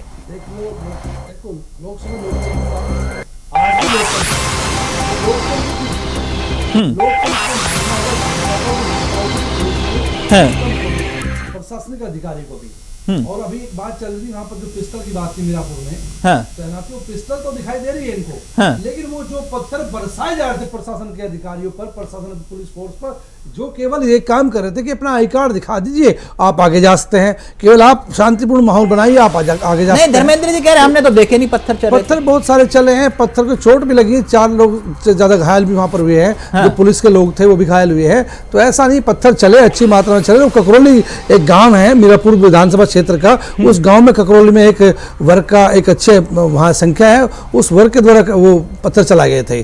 तो वो वर्ग की हम चर्चा नहीं करना चाहिए, लेकिन ये चर्चा करना चाहिए, कोई भी गुंडा हो उसको अगर पुलिस रोकती है तो उस प्रशासन और देश की जनता उसके साथ खड़ी रहनी चाहिए ताकि गुंडागर्दी को बढ़ावा ना मिले। ये बात सही है। ये जीत और हार के मायने क्या? जैसे धर्मेंद्र जी कह रहे हैं कि हम अभी भी अपनी भविष्यवाणी पर, धर्मेंद्र जी को लाइए साथ में।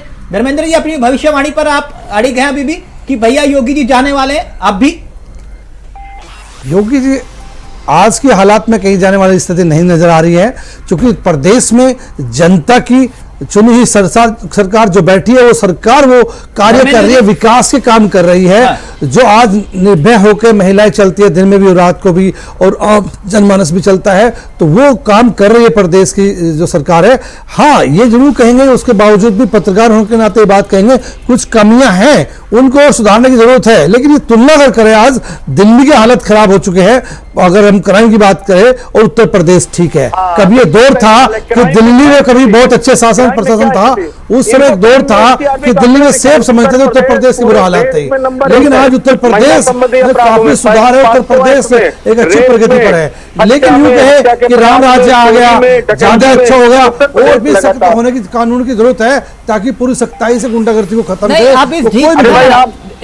आपने गैर कानूनी बुलडोजर चला लिए, गैर कानूनी इनकाउंटर कर लिए, गैर कानूनी पहचान की बात कर ली, गैर कानूनी हो गया, सब कुछ जो है गैर कानूनी चल रहा है पूरे देश में। मैं नहीं कह रहा हूं सुप्रीम कोर्ट, आपको मैंने बताया, आप इतना गुस्सा क्यों हो रहे हो सर? जनता ने वोट दिया, आप हमारे ऊपर गुस्सा निकाल रहे हो। एक मिनट रुकिए ना, एक मिनट। ये जीत और हार के मायने क्या है?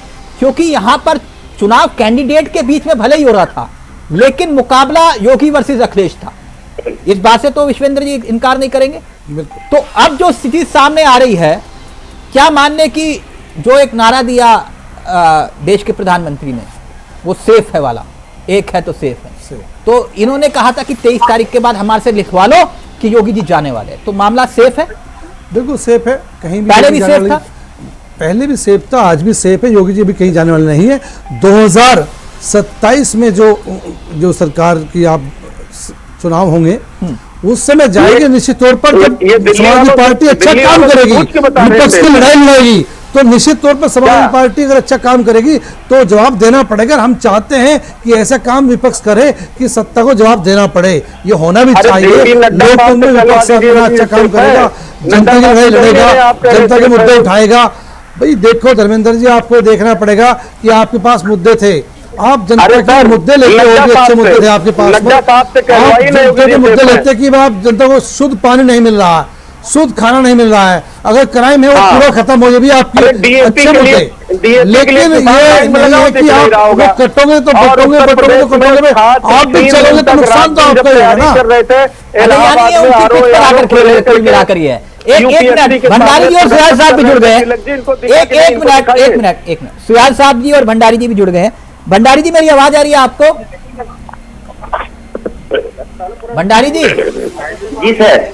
सर, महाराष्ट्र की हार सुन के बड़ा अफसोस हुआ। नहीं, आप मुस्कुरा रहे हैं सर? नहीं सर, नहीं, हार गए, डबल सेंचुरी मार दी बीजेपी ने। वाह, मतलब बीजेपी मतलब गठबंधन के साथ ही बीजेपी ने सेंचुरी मारी है। ठीक है, जो भी हमारे जो जीते हुए प्रत्याशी हैं, चाहे पक्ष के हैं विपक्ष के हैं, सभी को ढेर सारी बधाइयां और शुभकामनाएं। हाँ। लोकतंत्र के लिए ये अच्छा संकेत है कि लोगों ने चुनाव लड़ा है और जनता के लिए कार्य करेंगे, और हमारी भावना भी इनके प्रति यही है कि लोग सभी अपने क्षेत्र के विकास के लिए कार्य करेंगे। भंडारी जी, जी चुनाव हार गए, मैं ये कह रहा हूँ कि बहुत बहुत बधाई हो आपको, ये लोकतंत्र की जीत है। आप चुनाव हार गए, मैं ये कह रहा हूँ, महाराष्ट्र में नहीं। आप खाली महाराष्ट्र की बात क्यों कर रहे हैं? नहीं, मैं झारखंड की बात कर रहा हूँ। हाँ जी, झारखंड हम जीत रहे हैं। नहीं, जीत गए, वहां जीत गए जी, आपका महाराष्ट्र हार गए। महाराष्ट्र की बात ना करूं? क्यों नहीं करें, मैं वही तो कर रहा हूँ। भंडारी जी, क्या कॉमेडी शो थोड़ना चल रहा है यहाँ? हाँ जी, हाँ जी, हाँ। चुनाव हार गए महाराष्ट्र में, कुछ कमियां रही होंगी। अच्छा, संगठन से लेकर हर हमारे जो प्रोग्राम रहे होंगे उनमें कुछ कमियां रही होंगी, तो हम हार गए। और विपक्ष का जो जी उत्तराखंड था, उत्तराखंड भी है। हाँ, तो केदारनाथ भी हार गए। आज हम केदारनाथ का इलेक्शन हार गए, लेकिन हमारी बहन आसन्ना पटेल को बधाई है। हम इसके सिवा करोगे क्या? मैं कह रहा हूँ केदारनाथ भी हार गए, आप जो नैरेटिव सेट कर रहे थे अयोध्या, बद्रीनाथ, अब केदारनाथ हारेंगे, वो केदारनाथ जीत गई बीजेपी, मैं कह रहा हूं। तिलक सर जी, जो आप बोल रहे हैं आशा नौटियाल जी जीत गई हैं, बीजेपी जीत गई, वो ठीक है। हाँ, लेकिन हमें वहां पे 52,691 मत पड़े थे, ठीक है। उसमें 23,130 वोट आशा नौटियाल जी को पड़ी, 18,031 वोट कांग्रेस के प्रत्याशी मनोज रावत जी को पड़े। हाँ। तो ऐसा नहीं कि जनता ने हमें एक तरफा से नकार दिया। तो बहुत बहुत बधाई हो आपको। नहीं, बधाई तो धन्यवाद है, कोई बात नहीं, हमारे लिए। अगर आप इसे ये कह रहे हो कि भैया हमें इतने 1000 वोट मिले, तो भैया इसे हमारी जीत मान लो। नहीं, आप एक ही बताइए, जिस तरह से आप बद्रीनाथ में जीते बधाई लो, बंगलोर में जीते बधाई लो, केदारनाथ में हारे तो हम कह रहे हो कि नहीं जीत मानो हमारी, क्यों मान लूं भाई? नहीं, क्यों नहीं माने आप? मैं आपको बताऊं, आप 2017 में 2022 में कांग्रेस कितनी वोट लेके आई थी, आज हम उससे आगे बढ़ के आए हैं। ठीक ठीक, बहुत बढ़ो आगे, ऐसे हो सकता है जीत का मार्जिन, नहीं जीत के मार्जिन के लिए लड़ो, जीतने के लिए मत लड़ो। एक मिनट, विनोद सुयाल साहब, भाई हम जीत के लिए लड़े हैं। अब आप कह रहे हो मनोज रावत को भैया हमारी जीत मान लो, तो मैं कैसे मान लूं भाई? जनता ने आपको वोट नहीं दिया, आप कह रहे हो जीत मान लो। 18,031 वोट पड़ी है हमें, जनता ने हमें वोट दिया जी। ठीक, सुयाल साहब जी, मैंने कहा बहुत बहुत बधाई हो आपको। धन्यवाद, धन्यवाद आपके सभी पाठकों को और सभी केदारनाथ की जनता का बहुत बहुत आभार प्रकट करना चाहते हैं कि तो भगवान बाबा ने बचा लिया है, बाबा केदार की कृपा, भोले बाबा ने बचा लिया। नहीं वो तो सबको ही बचाते हैं। हाँ। और तो सृष्टि के पालन नहीं, बहुतों को बचा लिया। जी जी, नहीं विनोद और जी, निश्चित रूप से हमारा ध्येय साफ था, हमारा उद्देश्य साफ था। जिस तरह से विरोधी षड्यंत्र कर रहे थे, जिस तरह से सरकार को बदनाम करने का प्रयास किया जा रहा था, एक कुचक्र रचा गया था कांग्रेस के द्वारा। एक झूठ का पुलिंदा, एक झूठ को 100 बार बोलने की कोशिश की जा रही थी, उसको सच बनाने की कोशिश की जा रही थी। उनके मुंह पे तगड़ा तमाचा है, केदारनाथ की जनता ने उनको इसका सबक सिखाया है और भगवान ने भी हमारे ऊपर अपनी कृपा और दृष्टि रखी और वहाँ की नहीं देखिए सर, जहां पर शासन प्रशासन मंत्री संतरी सब लगे और चुनाव तो वहां जीतना, वो तो स्वाभाविक सी बात है। नहीं सुयाल साहब, जब चुनाव होता है तो हमारे मंत्री निश्चित रूप से, जब हम सत्ता में है तो मंत्री भी प्रचार में जाएंगे ही, हमारे कार्यकर्ता हमारे नहीं सुयाल साहब, ना ये जो है ना, ये थोड़ा अलग मामला था, ये तो आप भी जान रहे हो सर। जैसे हरीश रावत ने कहा था कि 2 टीमें काम कर रही है बीजेपी की वहाँ, एक जितवाने के लिए और एक हरवाने के लिए। देखो है ना, देखो वहाँ की जनता ने निश्चित रूप से अपना जनादेश दिया, पूरे देश के अंदर एक अच्छा संदेश दिया है कि माननीय पुष्कर सिंह धामी जी ने जो सत्प्रत्याशी, मैं फिर कह रहा हूँ सुयाल साहब, ये सीट एक सीट का चुनाव नहीं था जी, यहाँ से पूरे देश की राजनीतिक लिहाज से सूरत बदलने वाली थी जी। ये आशा नौटियाल और मनोज रावत का चुनाव नहीं था जी। दिनेश शर्मा जी हमारे साथ जुड़ गए, एक मिनट यूपी की सियासत के बड़े चेहरों में से एक। दिनेश जी, मेरी आवाज आ रही है सर आपको? बिल्कुल आ रही है सर, बहुत बहुत स्वागत है इंडिया वॉइस में आपका, बहुत बहुत बधाई हो सर आपको। धन्यवाद आपका सर। ऐसी उम्मीद थी कि चमत्कार हो गया? बिल्कुल चमत्कार नहीं, हमको तो उम्मीद झारखंड की भी थी। हाँ। और उत्तर प्रदेश में तो हम और अच्छा बेहतर के करीब पहुंचते रह गए हैं। हाँ। लेकिन हमने जो परफॉर्मेंस है हमारा वो लाख गुना अच्छा है। समाजवादी पार्टी से एक तरीके का उनका अहंकार, उनकी सोच, दुष्प्रचार विपक्ष का, संविधान खतरे में है, आरक्षण खतरे में है, जनता ने पूरी तरीके से न केवल नकारा बल्कि उनको इसका दंड भी दिया है। और मैं कह सकता हूं कि एक वो समय है जिसमें पूरे भारतवर्ष ने एक बार फिर से मोदी जी के नेतृत्व में अपनी आस्था व्यक्त करी है। दिनेश तो सर, कह रहा हूं कि राजस्थान आप देखो, आसाम आप देखो जी, आप उत्तर प्रदेश देखो, उत्तराखंड देखो, सब जगह बीजेपी का परचम लहराया है। इसलिए आप कह सकते हो कि एक बार ये छोटा सही लेकिन एक मोदी जी के नेतृत्व में लोकसभा चुनाव के बाद एक पुनर्विश्वास की जो ज्वाला थी वो प्रवाहित हुई है। ठीक सर, एक बात बताइए, इस जीत का श्रेय किसको देते हैं उत्तर प्रदेश में खास तौर पर? पहला जीत तो जनता को है और फिर माननीय मोदी जी के मार्गदर्शन और योगी जी के यशस्वी नेतृत्व को है। तो योगी जी का बटेंगे कटेंगे चल गया सर? नहीं, योगी जी का काम, मोदी जी का काम, मोदी जी की कार्य संस्कृति, सबको साथ में लेकर चलने का उनका प्रयत्न है। वो जनता के ऊपर सतत चढ़ के जादू बनकर बोला है। कुंदरकी में पहले ये उत्तर भारतवर्ष का इतिहास नई करवटें ले रहा है और कुंदरकी का संदेश पूरे देश में जाएगा।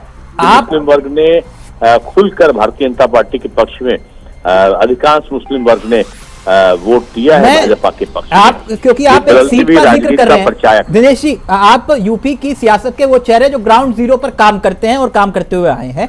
ये कुदरती बाकी सब सीटों में जीत हार एक अलग मसला है, ये कुदरकी में जो जीत है इसके क्या मायने हैं, जरा ये समझा दीजिए। इसके माने सीधे से यही है कि भारत की जनता अब मोदी जी में विश्वास व्यक्त कर रही है और अल्पसंख्यक देश का समझ चुका है कि ये जो छद्मवेशी लोग हैं जो केवल नारे में छलावा करके और विभिन्न प्रकार के जो सुगुफे छोड़ते हैं, कभी संविधान खतरे में है, कभी आरक्षण खतरे में है, उससे लोगों ने अपनी सतर्कता व्यक्त करी है और मोदी जी के पक्ष में, नेतृत्व में आस्था व्यक्त करी और योगी जी के कौशल को उन्होंने सराहा है। चाहे हिंदू हो चाहे मुसलमान है, सबने मिलकर। लेकिन दिनेश जी, अभी कुछ देर पहले कांग्रेसी हमारे साथ जुड़े थे, उनका कहना यह है कि बाकी सब ठीक है लेकिन कुदरकी में जीत बीजेपी की ये हमें हजम नहीं हो रही, यहाँ कुछ ना कुछ गड़बड़ है। हाजमा तो ठीक करना ही पड़ेगा।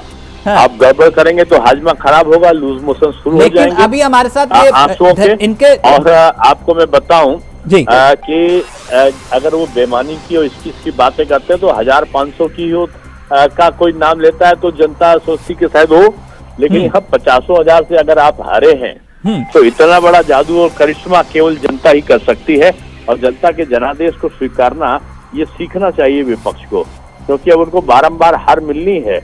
हार कैसे स्वीकार किया जाए ये विपक्ष को अब सीखना पड़ेगा। अच्छा सर, एक बात और, ये धर्मेंद्र जी भी हमारे साथ जुड़े हुए, वो कह रहे थे कि बीजेपी के बड़े नेता हमारे साथ जुड़े तो उनसे एक बात पूछिएगा, वो जो बंदूक ताने दरोगा दिखाई दे रहा था उसका कुछ असर पड़ा? ये हमारे साथ लाइव में भी जुड़े हुए धर्मेंद्र। मैं एक निवेदन आपसे करूंगा जी सर, कि दरोगा कानून व्यवस्था बनाने के लिए होता है। अगर कोई आतंक फैलाना चाहेगा तो बंदूक उठाएगा, मुंह से भी बोलेगा, हाथ पैर भी चलाएगा। ये पुलिस के जो भी होगा कानून व्यवस्था बनाने के लिए वो पुलिस करती है। नहीं, ये बात तो हम भी धर्मेंद्र जी को समझा रहे थे, लेकिन वो कह रहे थे कि ये जायज नहीं था। धर्मेंद्र जी, सुना आपने दिनेश शर्मा जी क्या कह रहे हैं? उसका कह रहे कानून व्यवस्था बनाए रखने का काम तो पुलिस वालों का ही है। न कराइए। नहीं, दिनेश शर्मा जी उत्तर प्रदेश के उप मुख्यमंत्री रहे हैं और योगी आदित्यनाथ जी को रिप्लेस करना चाहते थे। परिस्थितियां कहाँ गई वो अलग बात है, लेकिन कम से कम उनको इस तरह की बात बोलने के पहले सोचना चाहिए कि बटेंगे तो कटेंगे का नारा कौन दे रहा था। आज अल्पसंख्यक बात कर रहे हैं कुदरकी में।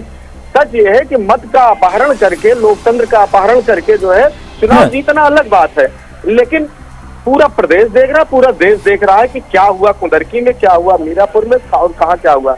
सीतामऊ की जनता ने तो चूंकि वहां जो अन्याय अत्याचार इस सरकार ने चुने हुए प्रतीक किया था उसका उन्होंने जवाब दिया। उसके बाद भी मैं लगातार कह रहा हूँ कि लोकतंत्र का अपहरण करके जो ये रिजल्ट आए हैं, हम लोग इसकी समीक्षा करेंगे, देखेंगे। विश्वेंद्र जी, ये सपा कह रहे हैं लोकतंत्र का अपहरण हो गया, ये लोकतंत्र का अपहरण है?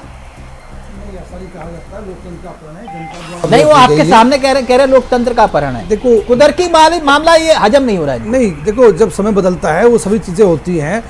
भारतीय जनता पार्टी को एक वर्ग, हिंदू मुसलमान दोनों वर्गों ने वोट दी है तो दी जा सकती है, कोई बड़ी बात थोड़ी है। क्योंकि काम जो विकास कार्य हो रहे हैं, विकास काम जो हो दोनों सभी जनता के लिए हो रहे हैं, वो किसी एक वर्ग के लिए नहीं है। अगर हम यहाँ एक भारतीय जनता पार्टी ने लिस्ट बनाई है और जो विकास कार्य सड़कों पर वही सड़क बनाई जहाँ हिंदू चलेंगे मुसलमान नहीं चलेंगे, या वही कार्य किए जहाँ हिंदू, वो नहीं है कह सकते। सभी के लिए विकास काम है, महिलाओं के लिए तो 3 तलाक। फिर क्या होगा धर्मेंद्र जी, पीडीए का फिर क्या रहेगा? नहीं, पीडीए इंटैक्ट है और पीडीए समाजवादी पार्टी के साथ है। मैं कह तो रहा हूँ।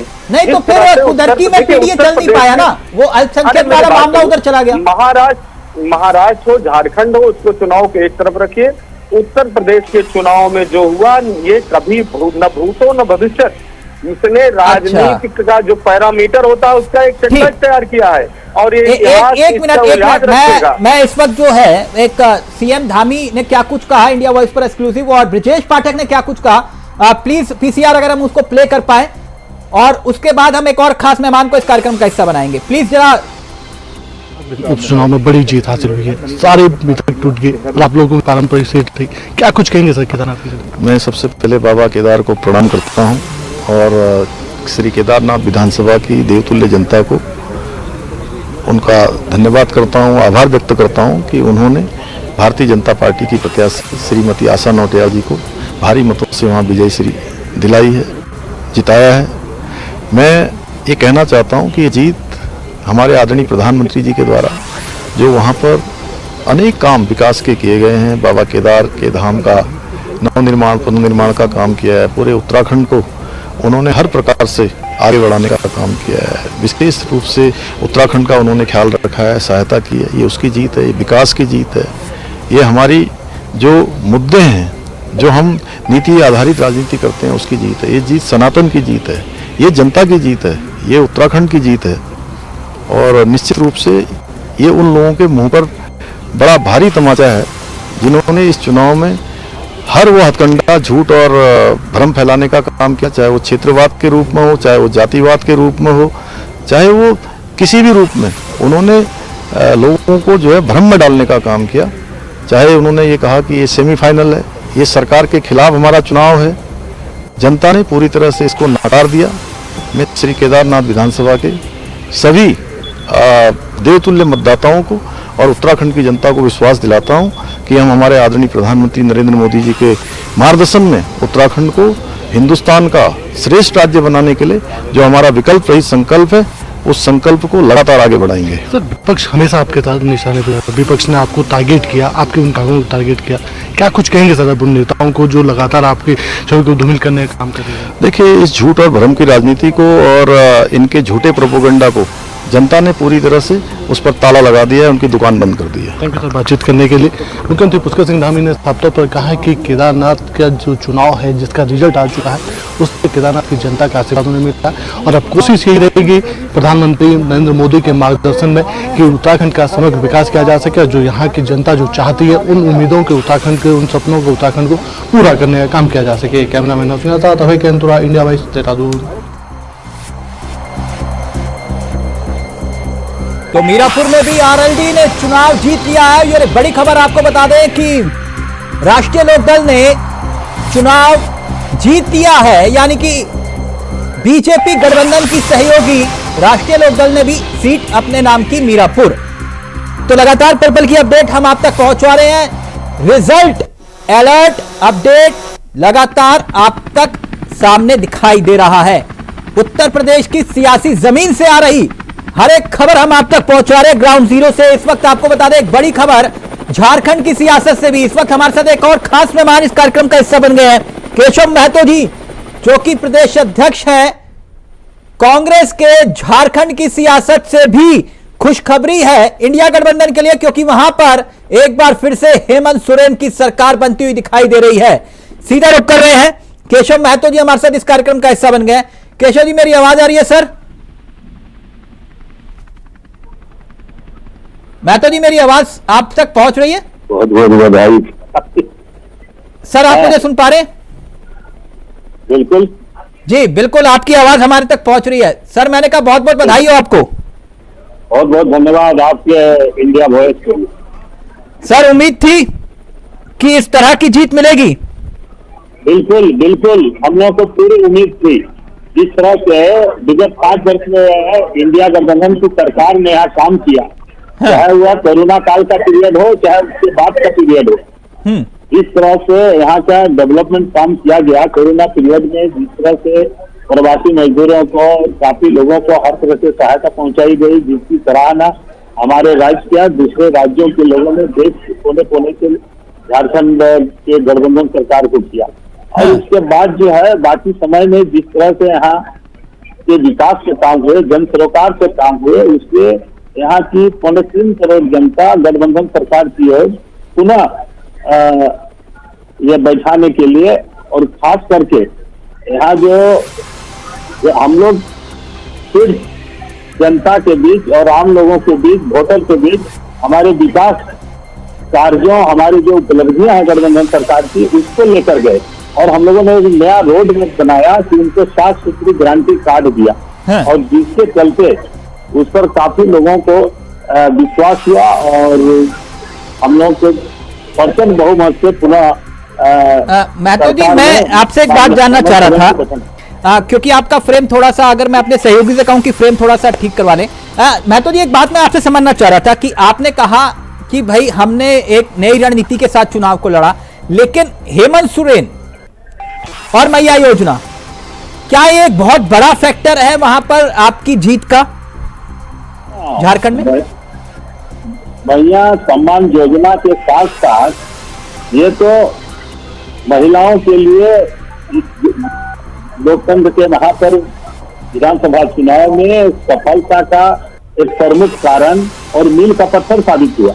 लेकिन हमारे किसान भाई जिनको पहले 50,000 तक हम लोगों ने ऋण माफी किया, हम लोगों ने उसको 2 लाख तक माफी करने का काम किया, साथ साथ फ्री बिजली देने का काम। और वो आवास जब केंद्र सरकार ने हम लोगों का प्रधानमंत्री आवास योजना की राशि बंद कर दी, तो गठबंधन की सरकार ने अभी आवास योजना लागू की। तो इस तरह से यहाँ पर जो है जनता से सरोकार बहुत सारे, अब ओबीसी का मामला था, वह हमारा 27% जो था उसको 14% कर दिया, विधानसभा से पारित हुआ, कैबिनेट में पारित हुआ, लेकिन महामहिम के यहाँ रोके रहा, उसको कोई आगे बढ़ा नहीं। यहाँ की क्या नीति है, यहाँ की जनजाति के लिए जो आपका सारना धर्म कोड है, नहीं, आगे बढ़ाने का काम नहीं किया। देखिए, जीतती तो पूरी टीम है महतो जी, इसमें कोई दो राय नहीं है, और मैन ऑफ द मैच एक ही होता है। तो झारखंड में मैन ऑफ द मैच कौन है? देखिए, हमारे जो नेतृत्व करता है गठबंधन के जो हेड है माननीय श्री हेमंत सोरेन जी, उन्हीं के नेतृत्व में हम लोगों ने चुनाव लड़ा। तो Hemant Soren man of the match? Yes. और इसमें कल्पना सोरेन की भी महत्वपूर्ण भूमिका रही। हाँ, आप बिल्कुल सही जगह आए हैं। ये चर्चाएं भी उड़ रही है कि भाई अगर हेमंत सोरेन नहीं तो कल्पना सोरेन सीएम का चेहरा। नहीं, ऐसा कुछ है ना? वैसी कोई बात नहीं है। नहीं है कि गठबंधन के नेता माननीय श्री हेमंत सोरेन जी हैं। हाँ। और वही हम रहेंगे। नहीं केशव महतो जी, क्योंकि आप झारखंड की सियासत को बहुत करीब से देखते समझते आए हैं और रणनीतिकारों में से एक रहे हैं, इस जीत में आप लोगों की भूमिका रही है। मीर साहब ने एक बयान दिया था, उन्होंने कहा था कि कांग्रेस के विधायक जीत कर आएंगे तो मुख्यमंत्री हमारा होगा। इस तरह का तो बयान मैंने नहीं सुना है। नहीं, मैंने सुना है उन्होंने मंच से बकायदा ये बात कही कि जितने ज्यादा विधायक हमारे जीतेंगे तो कांग्रेस का मुख्यमंत्री में आप माननीय मीर साहब से ही आप बात कर लेंगे। जहाँ तक ये सारे नीति संबंधी और नेता चुनना, ये गठबंधन की बैठक में ही सारी चीजों का फैसला होता है। और हमारी नेशनल पार्टी है, हमारे नेशनल के नेता है। आज हमारे यहाँ पर जो है चुनाव परिणाम के समय हमारे 3 पर्यवेक्षक पधारे हुए हैं। तो हमारा राष्ट्रीय पार्टी है और इस आधार पर हमारा फैसला होता है। मैं तो सर चंपाई सोरेन इस वक्त आपको सोचिए सुन रहे हो, उनके लिए कोई संदेश देना चाहेंगे? मैं चंपाई सोरेन के लिए क्या संदेश देना चाहूँ? चंपाई सोरेन जी को जेएमएम ने कहां से कहां तक पहुंचाया, कई बार एमएलए बनाया, मिनिस्टर बनाया, उनको सीएम बनाया, पार्लियामेंट लगाया, क्या जेएमएम ने और गठबंधन ने उनको नहीं दिया। तो इसके बारे हम क्या कहें? वो हमसे सीनियर व्यक्ति है, हम लोग बिहार विधानसभा में एक साथ हुआ करते थे। तो जिनको गुरु जी का पानी भी मिला है और जेएमएम ने और गठबंधन ने उसको पूरा सम्मान देने का काम किया। उसके बाद उन्होंने रास्ता बदला, उसके लिए हम इस घासे में पड़ के जिस पेड़ को उन्होंने सिंचित किया था, पल्लवित पुष्पित किया था, उसका फल जो बराबर खाते रहे। एक बैग इस झांसे में आकर के दूसरी जगह चल गए, तो आप उन्हीं से पूछ सकते हैं। मैं तो जी एक बात मैं आपसे जानना चाह रहा था, आपने बहुत सदे हुए अंदाज से चंपाई सोरेन जी के लिए बहुत कुछ कह भी दिया और कहा कि मैं कुछ नहीं कहूंगा, लेकिन एक बात, ये महाराष्ट्र में जो स्थिति दिखाई दी बीजेपी की, खासतौर पर उनके गठबंधन साथियों की, एक तरफा प्रचंड जीत की तरफ और दूसरी तरफ झारखंड की तस्वीर है उसके बिल्कुल विपरीत। क्या लगता है आपको कि क्या वजह थी कि झारखंड में बीजेपी का वो फॉर्मूला नहीं चल पाया? उसके पीछे की वजह क्या रही? झारखंड के में जो गठबंधन की सरकार है, हाँ। वह जल जंगल जमीन की सुरक्षा के लिए, लोकतंत्र को बचाने के लिए, संविधान की रक्षा के लिए, ये बराबर साधना धर्म को लागू करने के लिए ये बराबर आगे मुखर होकर के हो रही है। उनकी बीजेपी की यहाँ पे सिर्फ एक ही चीज पर निगाह थी, यहाँ की जल जंगल और जमीन पर, यहाँ की खनिज संपदा पर। इसलिए यहाँ के जो है पूर्व मुख्यमंत्री जितने भी थे उनको दरकिनार करके इस चुनाव में आसाम से मंगाया गया है। मध्य प्रदेश के पूर्व पीएम जो दिल्ली में मंत्री है उसको मंगाया गया, लेकिन ये सब यहाँ की जनता ने उन तमाम लोगों को नकार दिया। लेकिन एक बात नारा था, जो कटोगे तो बचोगे तो कटोगे, इस नारा को पूरी तरह यहाँ के लोगों ने खारिज कर दिया। महतो साहब, ये लाइव में आपको कोई शुभचिंतक है उसने कमेंट किया, वो कह रहे हैं, कोई युवा है वो कह रहे हैं कि महतो जी बहुत बहुत बधाई हो आपको, लेकिन अब हमारे रोजगार के बारे में भी कुछ सोचिएगा। पिछली बार आपने 5 लाख का वादा किया था, दिया कुछ नहीं, इस बार 10 लाख का वादा किया आपने, कुछ तो दे दीजिए। अरे भाई आप देखें ना, बहुत सारा चीज नहीं हो पाया है। 5 लाख में बहुत लोगों को रोजगार मिला है। नहीं वो तो ठीक है, आपने पकड़ पकड़ के लोगों को नौकरी दी है, लेकिन 5 लाख वाला टारगेट भी पूरा नहीं हुआ ना, 5,000 भी नहीं हुआ। लेकिन इस बार आपने 10 लाख का कमिटमेंट किया सर। हम लोग इस बार पूरा करेंगे। आप उनको नहीं देख रहे हैं 15 लाख रुपया खाते में गया? नहीं उनको देख रहे हैं सर, आपने भी तो वादा किया, आप उनकी तरह थोड़ी ना है, आपको सर खटाखट देना है इस बार। देखिए हमारे जितने भी वादे थे, जितने भी मैनिफेस्टो में थे, मैक्सिमम हम लोगों ने पूरा किया। जो अधूरा है इस बार हम लोग पूरा करेंगे। नहीं वो कहीं इस बात को लेकर डर रहे होंगे ना कि हिमाचल और कर्नाटक में भी आपने कहा तो फिर आप मुकर गए, तो इस बार यहाँ नहीं, हम लोग मुकरने वाले नहीं है। क्या जो कांग्रेस या गठबंधन के लोग, इंडिया गठबंधन के लोग सोच समझ करके कोई वादा करते हैं, चाहे अपना मैनिफेस्टो या गारंटी देते हैं, और उसको हम लोग निश्चित रूप से पूरा करेंगे। नहीं वो तो मुझे मालूम है कि आप 10 लाख युवाओं को नौकरी दोगे ना सर? बिल्कुल हम लोग रोजगार देने का काम करेंगे। नहीं वो ठीक है, 10 लाख नौकरी का वादा किया आपने।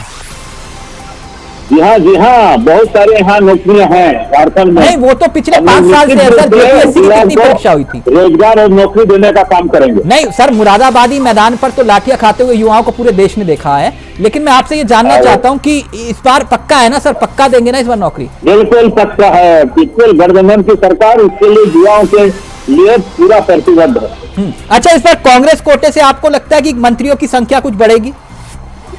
अब वो तो गठबंधन में तय होगा, देखा जाएगा। राष्ट्रीय लोकदल के बारे में ये आपका ये आरजेडी के बारे में कुछ क्या ख्यालात है? इस वक्त क्या स्थिति है वहां पर? कुछ नहीं, आरजेडी अपना चुनाव लड़ी, जीत के आई, उसकी क्या ख्याल है? उन लोगों को बधाई है। सभी हमारे जितने भी विजयी प्रत्याशी को विजय हम लोग धन्यवाद देते हैं, बधाई देते हैं। चलिए बहुत बहुत शुक्रिया, आपने वक्त निकाला इंडिया वॉइस के लिए। केशव जी हमारे साथ जुड़े। महतो साहब थे झारखंड के कांग्रेस के प्रदेश अध्यक्ष, जिनका कहना यह है कि यह जीत कुछ खास है, इसके महत्व हैं और हेमंत सोरेन एक बार फिर से सत्ता में वापसी करते हुए दिखाई दे रहे हैं। तो यूपी की सियासत से आ रही तमाम बड़ी खबरें हम आप तक पहुंचा रहे हैं। कहां कौन कौन जीता, कौन कौन हारा, किस किस प्रत्याशी ने कितने वोट हासिल किए, वो तस्वीर और तस्दीक हम आप तक पहुंचा रहे हैं। इस वक्त विनोद सुयाल साहब, ये झारखंड में तो बटेंगे कटेंगे नहीं चल पाया। विनोद सुयाल साहब महाराष्ट्र की चर्चा कर रहे हैं, लेकिन असल खबर तो झारखंड में भी है। अगर बटेंगे कटेंगे आपका महाराष्ट्र में चला, लेकिन झारखंड में नहीं चल पाया सुयाल साहब। इससे वहां पर विचार करेंगे कि किन परिस्थितियों में वहां पर ऐसी परिस्थितियां निर्माण हुई। फिर भारतीय जनता पार्टी ने वहां पर व्यक्तिगत रूप से अच्छा परफॉर्मेंस किया है, इसलिए ये कहना गलत होगा। और जहां तक कांग्रेस पार्टी की बात है, तो कांग्रेस पार्टी से बहुत बड़ी पार्टी भारतीय जनता पार्टी वहां पर बनी है, और वहां पर गठबंधन के साथ उनकी अगर उनको बहुमत की तरफ देखते हैं, लास्ट आंकड़ों तक क्या स्थिति बनती है, बनी रही है, जो भी बनेगी। लेकिन वहां पर कहीं जो जिस तरह की रिक्रूटमेंट होती है, ये तो समीक्षा करेगा। लेकिन नहीं, ये आपने कहा घुसपैठिए, वहां घुसपैठियों को निकाल पाए आप, और ना ही जो है सत्ता में वापसी कर पाए आप। नहीं, निश्चित रूप से भारतीय जनता पार्टी अपना संदेश समाज के बीच में रखने में कामयाब रही है, इसीलिए हम नहीं, कहाँ कामयाब होते तो चुनाव जीत जाते ना सर आप। नहीं, वो ठीक है आपका विचार, इन सब परिस्थितियों पर विचार करेंगे, उन सब की समीक्षा। नहीं, अब क्या विचार, अब तो हार गए आप। नहीं, कोई हार और जीत हमारा जो भारतीय जनता पार्टी का परफॉर्मेंस है वो तो कांग्रेस से अच्छा परफॉर्मेंस हमारा वहाँ पर है। नहीं तो आप कांग्रेस से लड़ रहे थे या फिर वहाँ कांग्रेस गठबंधन से लड़ रहे थे? इस तरह की परिस्थितियां हैं एनडीए में जो है, तो अगर बहुमत की तरफ नहीं बढ़ पाए तो ये एक अलग विषय है, लेकिन अगर आप भारतीय जनता पार्टी के परफॉर्मेंस जाएंगे। सर आपने देखा देश के प्रधानमंत्री से लेकर गृहमंत्री से लेकर सीएम योगी सबने कहा बटोगे तो कटोगे, लेकिन जनता ने वोट नहीं दिया झारखंड में आपको। ठीक है, बटोगे तो कटोगे और एक रहोगे तो एक रहोगे, तो क्या गलत कहा? निश्चित रूप से सही कहा। सुयाल साहब जी, ये झारखंड वाले मामले में थोड़ा अनकंफर्टेबल हो रहे हो आप? नहीं, झारखंड वाले में अनकंफर्टेबल क्या, जनता का जनादेश है, उसकी समीक्षा की जाएगी। हम किन कारणों से, किन परिस्थितियों में जो है तो हम जो है तो बहुमत के आंकड़े तक नहीं पहुंच पाए, उसको समीक्षा की जाएगी। लेकिन सुयाल साहब आपने सुना धर्मेंद्र जी कह रहे थे बाकी सब ठीक है लेकिन कुदरती आप जीत गए। वहाँ पर ईवीएम ये थी और वहाँ पर वो था, इस तरह का तो हमारा चरित्र नहीं है। हाँ। हम जनता के जहाँ पर जनादेश जिस तरह का मिला उसको स्वीकार करेंगे, उसकी समीक्षा करेंगे। नहीं, इस बार ईवीएम वाला मसला उन्होंने कहा कि नहीं पुराना हो गया, अब नया वाला लेकर आए कि आप प्रशासन के बल पर चुनाव अभी अगर उत्तराखंड में देखेंगे तो जिस तरह इन्होंने झूठ का पुलिंदा बना रखा था कि केदारनाथ में जिस तरह का दुष्प्रचार, जिन्होंने क्षेत्रवाद, इस तरह की यात्रा के बारे में भ्रामक प्रचार, कांग्रेस जो है तो जिस तरह से केदारनाथ की प्रतिष्ठा और विभिन्न अभी धर्मेंद्र जी को आपने सुना, धर्मेंद्र जी कह रहे हैं कि आपने यूपी में प्रशासन के बल पर चुनाव जीता है, यही कह रहे थे ना धर्मेंद्र जी आप? देखिए आप भारतीय जनता पार्टी की बात एक बार भी नहीं बता पाए, झारखंड में देश के गृह मंत्री जी जब भाषण लंबा दे रहे थे, झूठ का पुलिंदा लेके गए थे कि हम वहाँ बॉर्डर पे करेंगे, कोई घुसपैठिया ना आ जाए, जो आया होगा पहचान करके बाहर। अरे 2 बार से केंद्र की सरकार है, लोगों ने पूछा कि आप 5 लोगों का नाम बताइए घुसपैठियों का जिनको आपने देश से बाहर कर दिया हो, तो गृह मंत्री जी की भी जबान बंद हो गई, प्रधानमंत्री जी की बंद हो गई, और जो देश को बंटवारा करने में माहिर है, देश में नफरत फैलाने में माहिर है, उत्तर प्रदेश के मुख्यमंत्री जी, उनकी जबान बंद हो गई। भाई ये अभी कह रहे थे कुंदरकीमल संकोख हमें वोट मिल गया, ये मोदी जी की लोकप्रियता है। तो साहब ये जो नारा लगाते थे उत्तर प्रदेश के मुख्यमंत्री जी, बटोगे तो कटोगे, किससे कटाने डराते थे? वो बता दें, आज घोषणा करके बताएं योगी जी किससे कहते थे कि काटेंगे, किससे कटने का डर पैदा करते थे? सवाल ये देश जान रहा है, उत्तर प्रदेश की बात करना बेकार है, क्योंकि लगातार आपने देखा उत्तर प्रदेश में क्या हुआ, लेकिन पूरा देश धीरे धीरे जान रहा है कि लोग धोखे डायरेक्टिव करते हैं।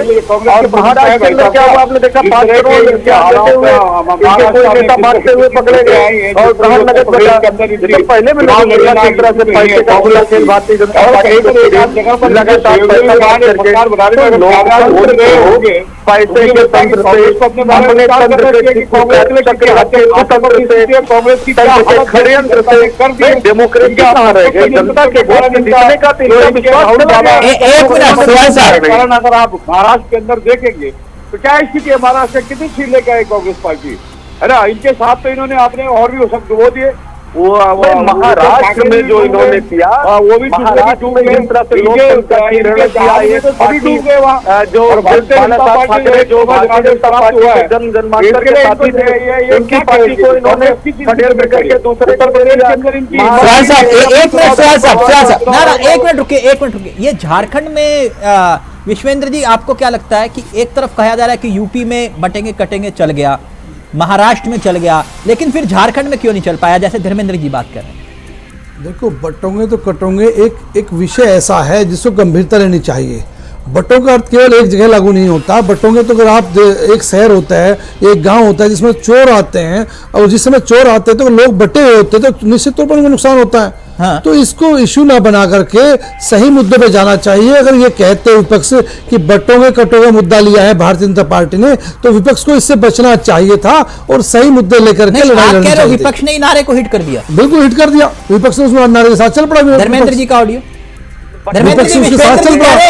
तो आपका योगदान जरूरत क्या पड़ती विपक्ष को? विपक्ष को तो सत्ता पक्ष के नारे को बच करके उन मुद्दों को लेना चाहिए। जनता की जो समस्याएं हैं, जो बेरोजगारी की समस्या लेना, आप कौन मना कर रहे हैं? जो है सामने है बेरोजगारी है, उसको ले आप उस समस्या का हल करें। अगर आप कहीं हॉस्पिटल की समस्याएं हैं तो उसका हल करवाए आप, जो इन्होंने हल करने के लिए समस्या तब हल हो उसका। तो विपक्ष का जो काम है उसको अच्छी प्रकार से मजबूती से उठाने का काम है, लड़ाई लड़ने का काम है, चाहे सड़क पे हो, विधानसभा हो, संसद हो, तो उसको अच्छी प्रकार से लड़े। हाँ, ये बात अच्छी है कि अखिलेश यादव ने पहले अच्छे काम किए, अच्छी लड़ाई लड़ी, जिसका परिणाम हुआ 2024 के लोकसभा चुनाव में। धर्मेंद्र जी, एक बात ध्यान दें, आपको बधाई दी जाएगी इस बात की कि आपने अच्छा काम किया, लोकसभा में आपके रिजल्ट अच्छे आए। लोकसभा रिजल्ट क्यों अच्छे आए? अखिलेश यादव जी ने अच्छा काम किया, आपकी टीम ने अच्छा काम किया, रिकॉर्ड रिजल्ट आए। तो वो रिजल्ट आपके आगे भी अच्छे आए, ये तो उम्मीद करती है जनता। जो वोटर से वो भी चाहता कि तब्दीली हो, लेकिन उस तब्दीली के लिए उसकी आवाज को और ज्यादा मजबूती से उठाने की जरूरत पड़ती है। आप उठाए तो सत्ता पक्ष पर दबाव पड़ेगा। हम चाहेंगे आपका दबाव, आपका जो विषय है वो दबाव मजबूती के साथ रहे, आपका विषय जनता की आवाज और मजबूती से बने, ताकि आपकी आवाज को पत्रकार भी उठा सके। जब आप लड़ाई लड़ेंगे सड़क पर, विधानसभा में और हर जगह, हर मुद्दे पर, प्रत्येक मुद्दे पर, तो आपकी लड़ाई को पत्रकार भी आपका साथ देंगे। ये जरूरी है कि आप 9 विधानसभा चुनाव। विश्वेंद्र जी, एक और खास मेहमान हमारे साथ इस वक्त जुड़ गए हैं झारखंड की सियासत से, और झारखंड की सियासत पर दरअसल चर्चा बहुत कम हो रही है, लेकिन असल एक और कहानी झारखंड में यह भी है कि भाई हेमंत सोरेन, जिनके चेहरे के इर्द गिर्द पूरा चुनाव लड़ा गया, वो चुनाव जीतते हुए दिखाई दिए, और महाराष्ट्र में बड़ी जीत दिखाई दे रही है भले ही बीजेपी की, लेकिन यहां इंडिया गठबंधन की बहुत बड़ी जीत है, उस पर चर्चा बहुत कम हो रही है। हमारे साथ सुबोधकांत सहाय किसी परिचय के मोहताज नहीं है, पूर्व मंत्री और साथ ही साथ कांग्रेस के सबसे दिग्गज चेहरों में से एक, इस वक्त हमारे साथ लाइव जुड़ चुके हैं। और सुबोधकांत सहाय जी, मेरी आवाज पहुंच रही है सर आप तक? सुबोधकांत सहाय साहब, मेरी आवाज पहुंच रही है आप तक? सर, मुझे सुन पा रहे हैं आप? सुबोधकांत सहाय साहब, लग रहा है संपर्क नहीं हो पा रहा है, कोशिश करते हैं दोबारा जुड़ने की। विश्वेंद्र जी, अपनी बात पूरी करिए आप। देखो, बटोंगे या कटोंगे के विषय को कई रूप में देखा जाता है। आप महाराष्ट्र में चला, उत्तर प्रदेश में चला, या झारखंड में नहीं चला। हाँ। हम कहते हैं विपक्ष की जिम्मेवारी है कि ऐसे मुद्दे को ना छेड़े, ऐसे मुद्दे को दरकिनार करे, और असली मुद्दे ले जो जनता की लड़ाई के मुद्दे हैं। जो किसान का मुद्दा है, किसान का मुद्दा क्या है, जो पशु वाला मुद्दा है वो गंभीर मुद्दा है, उसको लिया जाए तो अच्छी बात है। तो बधाई के पात्र हम कह रहे हैं अखिलेश यादव इस बात के हैं कि 2024 में लोकसभा चुनाव अच्छा लड़ा। पीडीए वाला मसला जो अब क्या होगा? देखो, पीडीए लोकसभा अच्छा उनका लाभ हुआ, उनको अच्छा लाभ दिया, लेकिन ये यहाँ लाभ नहीं होना, क्योंकि उपचुनाव है। उपचुनाव में आप समझते हैं चावला साहब, ये फर्क पड़ता है। सहाय साहब जुड़ गए एक बार फिर से। सुबोधकांत सहाय जी, मेरी सर आवाज आ रही है आपको? मैं सुन रहा हूं, आपकी आवाज आ रही है। बिल्कुल सर, परफेक्ट आपकी आवाज आ रही है। मैंने कहा सर, बहुत बहुत बधाई हो आपको। बहुत बहुत धन्यवाद, बहुत बहुत धन्यवाद। ये सबको बधाई का चुनाव है ये। सर, आज तो खुश बहुत होंगे आप। ऑब्वियस है, ये तो दिन खुश होने का ही है, और हमारे जैसे लोग गिनती के नंबर बढ़े हैं इससे खुश नहीं है, बल्कि खुश इस बात से है कि इस देश में एक नई सोच झारखंड ने शुरू किया, और जो बंटवारे की राजनीति थी मोदी जी की, भाजपा की, उसको पूरी तरह से रिजेक्ट किया। और ये जीत में ये स्वीपिंग है। मैं तो बड़ा रोक में पड़ गया हूँ कि आखिर ये कहाँ जाके रुकेगा, पता ही नहीं चल रहा है कि हर 2 मिनट में घटता जा रहा है। लेकिन ईमानदारी से सर, एक सवाल का जवाब चाहूंगा आपसे, क्योंकि आज बहुत बड़े जश्न का दिन है। इतनी उम्मीद थी सहाय सर कि हम लोग ऑलवेज 50 प्लस कह रहे थे, ऑलवेज 50 प्लस कह रहे थे, और 50 हमारा पुराना था। हम लोग देखिए, बेसिकली जो गणित नहीं जानते थे, बीजेपी को जीतने के लिए कम से कम 15 से 20 आदिवासी सीट चाहिए था, क्योंकि बीजेपी के पास 18 में सिर्फ 2 आदिवासी सीट था, वो भी बाइडेन था जी, जो इस बार हार गया, उन लोग ये भी हार गया। तो मैं इसलिए ये कहना चाह रहा हूँ कि वो इम्पॉसिबल था इनके लिए, और इसीलिए यहाँ से वहाँ से बहुत जगह जोड़ तोड़ के वो लोग जो है वो लोगों को जमा कर रहे थे, कहीं चंपई सोरेन, कहीं गीता सोरेन। तो और कहीं सीता सोरेन ऐसे ही कर रहे थे जी, लेकिन वो इंडिविजुअल भी नहीं सस्टेन करता। सर एक बात और समझना चाहूंगा साय सर, क्योंकि आप झारखंड की सियासत को बहुत बहुत करीब से जानते समझते आए और रणनीतिकार रहे हैं झारखंड की सियासत के, और सैकड़ों फॉलोअर्स हैं आपके। मुझे एक बात बताइए, इस जीत का सबसे बड़ा फैक्टर क्या है आपकी नजर में? सबसे बड़ा फैक्टर जीत का फैक्टर है कि पहली बार सरकार की उपलब्धि के आधार से हमने ये चुनाव लड़ा, जबकि इतनी कहानी हेमंत सोरेन के बारे में बनाई गई। 5 साल इसकी सरकार कैसे गिरे इसके काम करते रहे। कोविड में जो है वो हैंडीकैप करके रखा। 1,36,000 करोड़ रुपया झारखंड का स्टेट का पैसा नहीं दिया। बाद में कुछ नहीं हुआ तो जेल भेज दिया। ये सारे कारनामों के बाद भी हेमंत सोरेन ने जो योजना बनाया, हमें लगता है कि वो जेल में ही बैठ के बनाया योजना, और उससे आम लोगों को जो राहत और जो आर्थिक संपन्नता मिली है जी, उसका कोई जोड़ नहीं है, कोई तोड़ नहीं। साय सर, यानी आप ये कह रहे हैं कि हेमंत सोरेन जेल गए वो बीजेपी को बैकफायर कर गया? देखिए, आप हर कोई सा चीज बैकफायर करता है। जिस चीज से आप ये बताइए ना। चलिए, वो मैं गिनती हटा के कह रहा हूं। मैं दूसरी बात जो आपको कह रहा हूं कि डिसिसिव पॉलिटिक्स ऑफ बीजेपी जो कर रहा है, ये कैसे यहाँ कितना बुरी तरह फेल हुआ।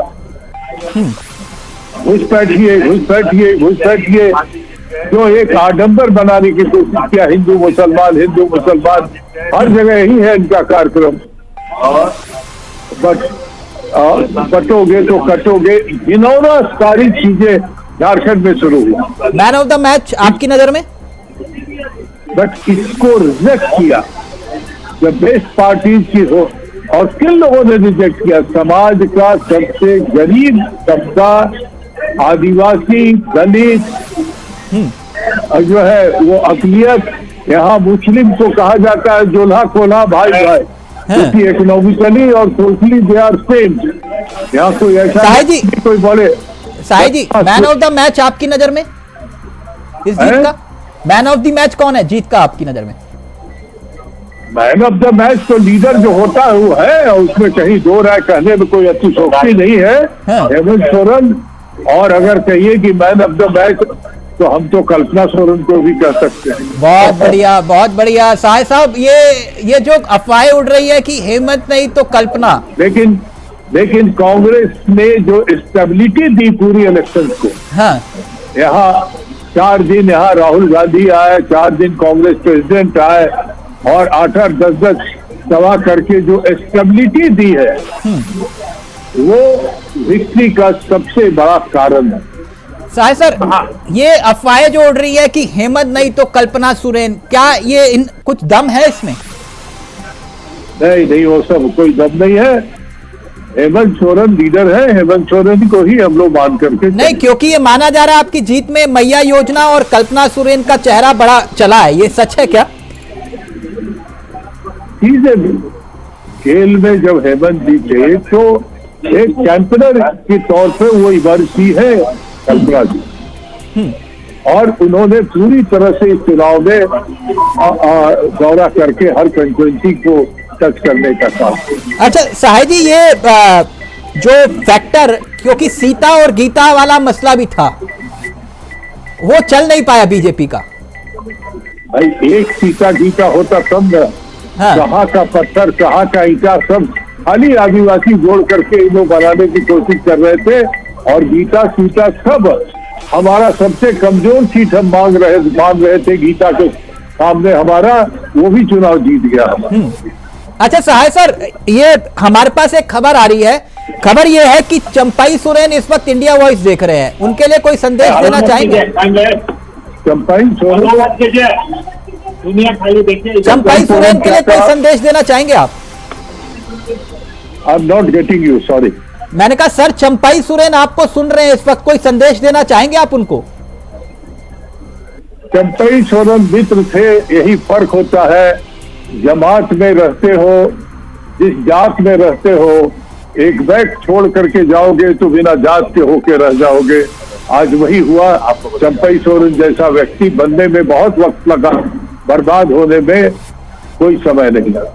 चुनाव जीतना चंपई सोरेन के लिए बहुत महत्वपूर्ण नहीं रहा हम लोग जैसे लोगों के लिए। अच्छा सर, चंपई सोरेन बर्बाद हो गया, वो हमारा अफसोस करता है। अच्छा, घर वापसी के लिए कुछ कहेंगे आप उनको कि फिलहाल तो चंपई सोरेन जी को कूल डाउन होने दीजिए, तब आगे कहाँ वेयर ही विल लैंड, पहले वो तो उनको पता चले, फिर उसके बाद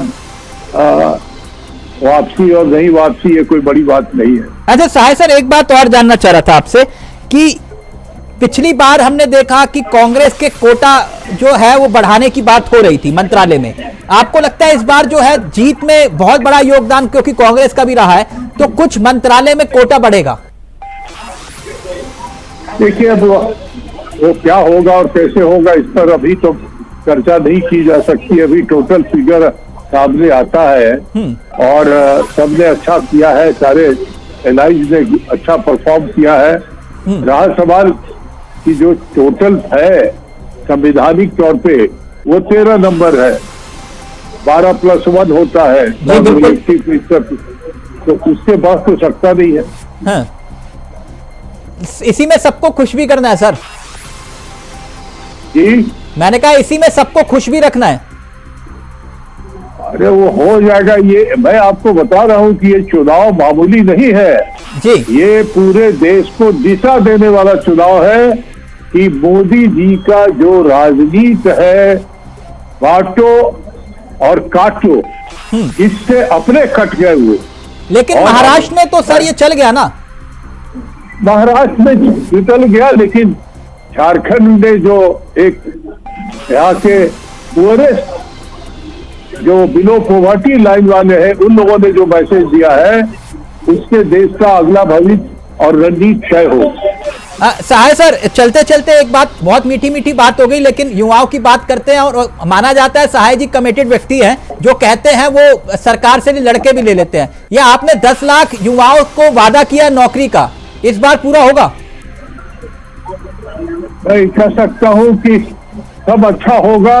लेट्स वेट फॉर नई सरकार और नया उत्साह, नया कदम। चलिए, thank you so much India voice के लिए वक्त निकाला सर आपने, बहुत बहुत शुक्रिया आपका, थैंक यू सो मच, बहुत बहुत बधाई एक बार फिर से चलते चलते।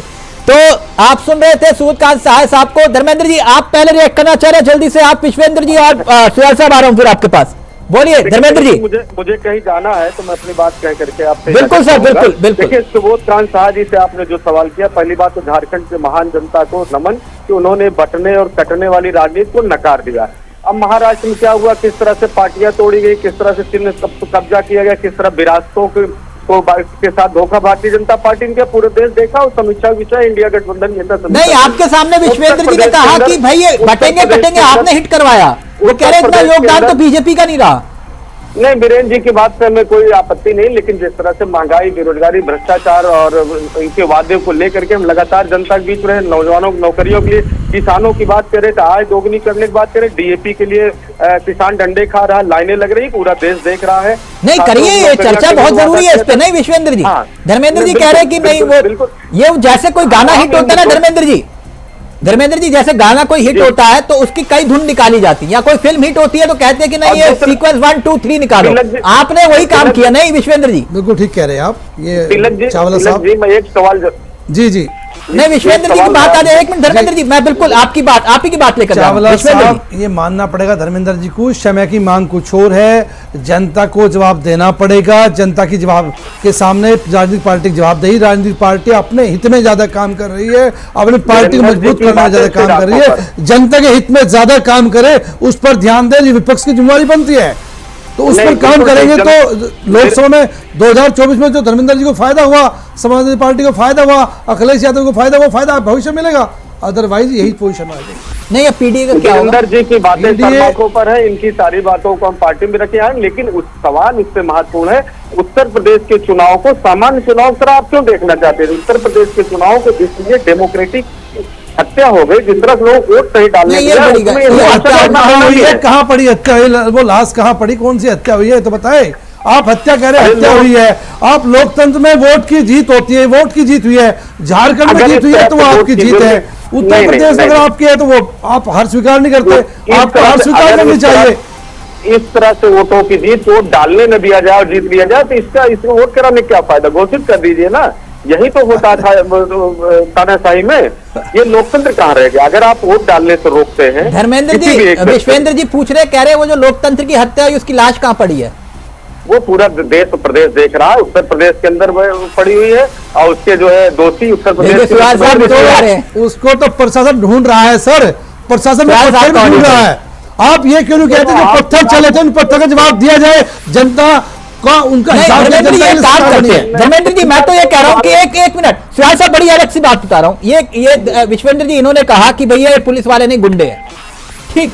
आपके नेताओं ने कहा, धर्मेंद्र जी मैंने तो नहीं कहा, आपके नेताओं ने बोला बकायदा ये पुलिस वाले नहीं, पुलिस वाले गुंडे हैं। मैं हमारी बात सुनिए। नहीं, मैं एक बात कह रहा हूँ धर्मेंद्र जी, एक बात, मैं इस बात का कतई बिल्कुल आपके हर बात पे साथ खड़ा हूं, लेकिन ये पुलिस वाले अगर आपकी नजर में गुंडे हैं तो मेरी एक छोटी सी सलाह है, आपके जितने भी बड़े बड़े नेता है ना उनके साथ 50 पुलिस वाले घूमते हैं, हटा दो, ठीक है, उनको बोलो ये सारे गुंडे इनको हटाओ।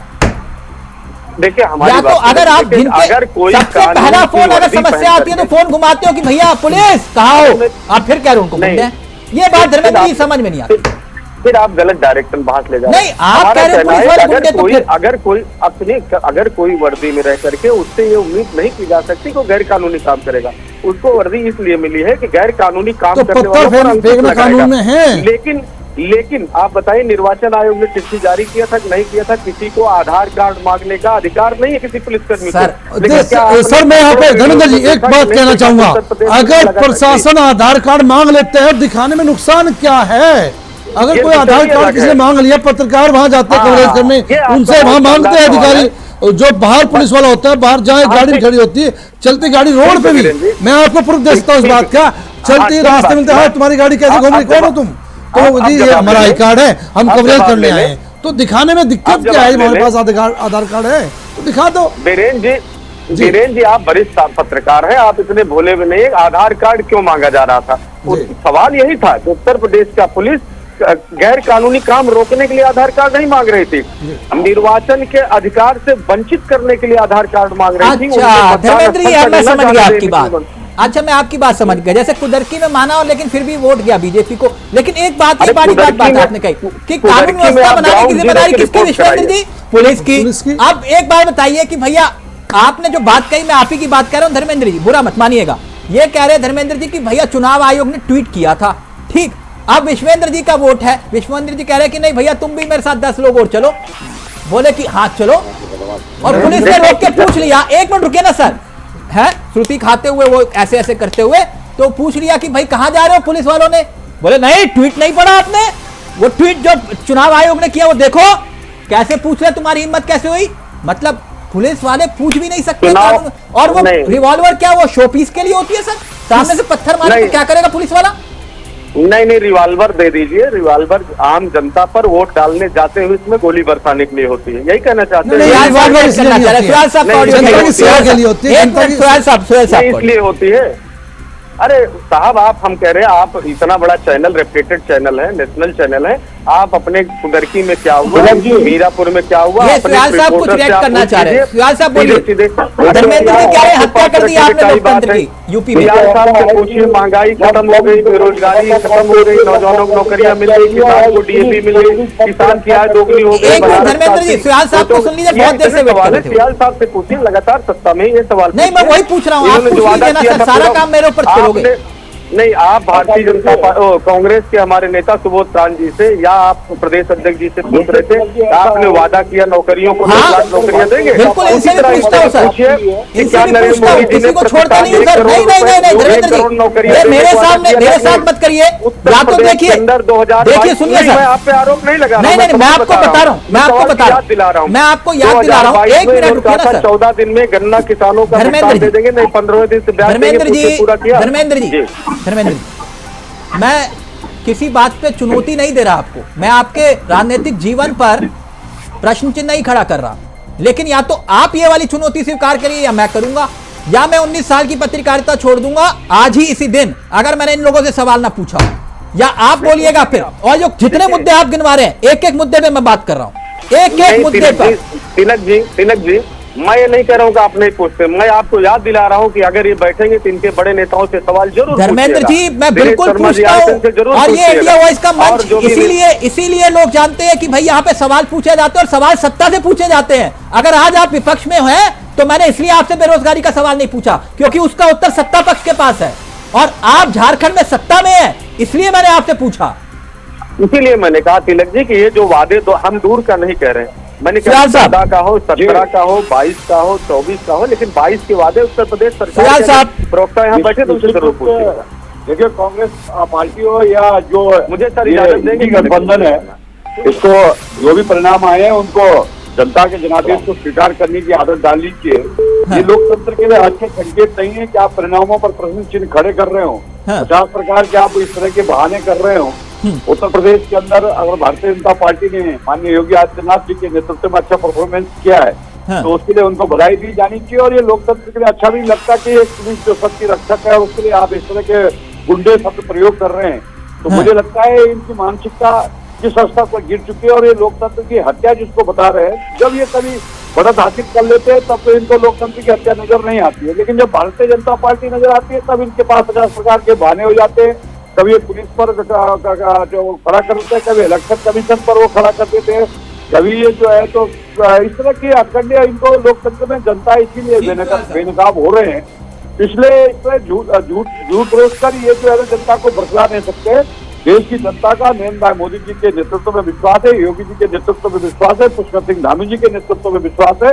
और महाराष्ट्र के अंदर जिस तरह की कांग्रेस पार्टी की दुर्गति हुई है, जिस तरह के गठबंधन की दुर्गति हुई है, और जो अहंकारी थे चाहे उद्धव ठाकरे थे, सुयाल साहब कुछ राजनीतिक बयान हमारे सहयोगी क्योंकि ग्राउंड जीरो से लगातार नॉनस्टॉप आप तक खबरें पहुंचा रहे हैं, जरा प्लीज प्ले करिएगा। कुछ और बयान भी आए हैं, राजनीतिक मेहमान क्या कुछ कह रहे हैं? आप मुझे थोड़ी देर के लिए इजाजत दे तो क्या है, मैं थोड़ा अभी थोड़ी देर बाद फिर आपसे जुड़ता हूँ। ठीक सुयाल साहब, ठीक, प्लीज जरा प्ले करिए प्लीज।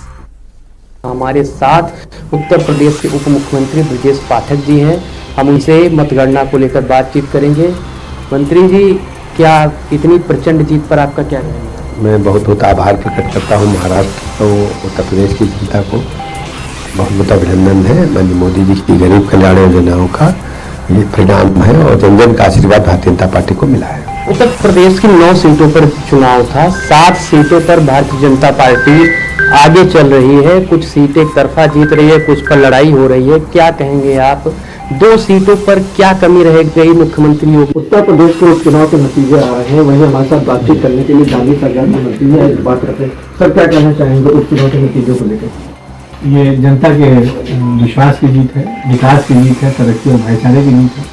जो चुनाव का परिणाम है साफ बताते हैं, साफ जाहिर करते हैं कि जो उत्तर प्रदेश बनाने के लिए हमने जो काम किया है इसमें जनता ने हमसे विश्वास जताया है और हम ईमानदारी से जन जन के विकास को सुनिश्चित करने के लिए और दूसरों की सहायता। समाजवादी पार्टी ने एक बार फिर आरोप लगाया है कि फूलपुर की सीट पर कहीं ना कहीं हमारे वोटर को आगे बढ़ने नहीं दिया गया।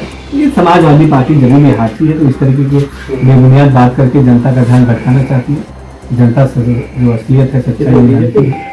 जनता जानती है कि समाजवादी पार्टी का एजेंडा केवल अपने निजी राजनीतिक स्वार्थ को पूरा करना है, लेकिन भारतीय जनता पार्टी, हमारी मोदी योगी सरकार ईमानदारी से जन जन की सेवा के लिए, प्रदेश और देश की उन्नति और विकास के लिए, भाईचारे के लिए काम कर रही है। मुख्यमंत्री ने जिस तरह से धारा दिया था, कहीं वो कारगर साबित हुआ है?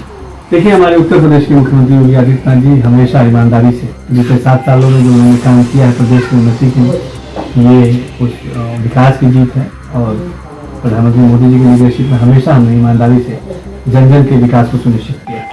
तो हमारे साथ बातचीत करने के लिए गांधी सरकार जी थे, उन्होंने साफ तौर पर कहा कि जनता ने एक बार फिर हमारी भरोसा किया और हमारी जीत हुई। राजधानी लखनऊ से निकल इंडिया वाइज पार्टी के प्रत्याशी सुरेंद्र जिले की जीत तय हो चुकी है। इस समय हमारे साथ भारतीय जनता पार्टी के प्रत्याशी सुरेंद्र दिले हमारे साथ मौजूद है। जानेंगे उनसे खैर विधानसभा में जनता की और किस तरीके से उनको प्यार दिया गया और जनता के बारे में क्या सोचते हैं। सबसे पहले हमारी तरफ से आपको जीत की मुबारकबाद, क्या कहेंगे? बहुत बहुत धन्यवाद। मैं बस इतना ही कहूँगा खैर विधानसभा की देवतुल्य जनता को कि बहुत बहुत मुझ पर भरोसा जताने के लिए बहुत बहुत धन्यवाद और आभार प्रकट करता हूँ। भारतीय जनता पार्टी के आप फिर से एक बार जो वहाँ पर प्रत्याशी के रूप में गए और आपको उन्हें प्यार दिया, तो वहाँ खैर जनता की कुछ ट्रामा सेंटर जाम को लेकर और शिक्षा को लेकर कुछ उनकी व्यवस्थाएं थी, उसको लेकर क्या कहेंगे? देखिए, मैं समझता हूँ कि जैसे कि आप जानते हैं कि सबसे बड़ी समस्या ट्रैफिक जैम की है आज के समय में, और मैं समझता हूँ कि जल्द से जल्द प्रयास करा जाएगा कि एक जो हमारा बाईपास स्वीकृत हो चुका है उसको जल्द से जल्द सुचारू रूप से चालू कर पाए और जल्द से जल्द हम ट्रोमा सेंटर ला पाए, उसके लिए प्रयास करें। जीत हमारे साथ तो भारतीय जनता पार्टी के प्रत्याशी सुरेंद्र दिलेर, जिनकी जीत लगभग तय हो चुकी है, और उनका साफ तौर पर कहना है कि जिस तरीके से खैर विधानसभा की जनता ने उनको प्यार दिया और उनको एक बार फिर से जीत का तोहफा दिया है, वे कहीं ना कहीं उनकी जो भी समस्याएं थी उन पर पूरा काम करेंगे, खास तौर से युवाओं के साथ कंधे से कंधा मिलाकर खैर विधानसभा में जो भी कमियां रही है वो उनको पूरा करेंगे। अलीगढ़ से मोहम्मद शाहनवाज, इंडिया वॉइस। मुख्यमंत्री ब्रजेश पाठक जी हैं, हम उनसे मतगणना को लेकर बातचीत करेंगे। मंत्री जी, क्या इतनी प्रचंड जीत पर आपका क्या कहना है? मैं बहुत बहुत आभार प्रकट करता हूँ महाराष्ट्र और उत्तर प्रदेश की जनता को, बहुत बहुत अभिनंदन है। माननीय मोदी जी की गरीब कल्याण योजनाओं का ये परिणाम है और जन जन का आशीर्वाद भारतीय जनता पार्टी को मिला है। उत्तर प्रदेश की 9 सीटों पर चुनाव था, 7 सीटों पर भारतीय जनता पार्टी आगे चल रही है, कुछ सीटें तरफा जीत रही है, कुछ पर लड़ाई हो रही है, क्या कहेंगे आप? 2 सीटों पर क्या कमी रह गई मुख्यमंत्री योगी आदित्यनाथ द्वारा या भाजपा संगठन द्वारा, जो 2 सीटें समाजवादी पार्टी के पक्ष में जाती है? देखिए, जो उत्तर प्रदेश जनता ने आशीर्वाद दिया, जनादेश को स्वीकार करते हैं। 9 में 7 सीटें भारतीय जनता पार्टी जीत रही है और सभी मतदाताओं का बहुत बहुत हृदय से आभार। कुनूर की सीट जो कि समाजवादी पार्टी का गढ़ मानी जाती थी, लगभग 31 साल से भारतीय जनता पार्टी का वहां कोई भी प्रत्याशी आज तक नहीं जीता है, लेकिन जब एक नारा चल रहा था पूरे देश में कि बटेंगे तो कटेंगे, उसके बावजूद वहां पर जहां सबसे ज्यादा आबादी अल्पसंख्यकों की, वहां पर रिकॉर्ड जीत हो रही थी। इतनी बड़ी जीत किसी भी सीट पर नहीं हो रही, इस पर क्या चमत्कार भारतीय जनता पार्टी ने वहां पर कर दिया?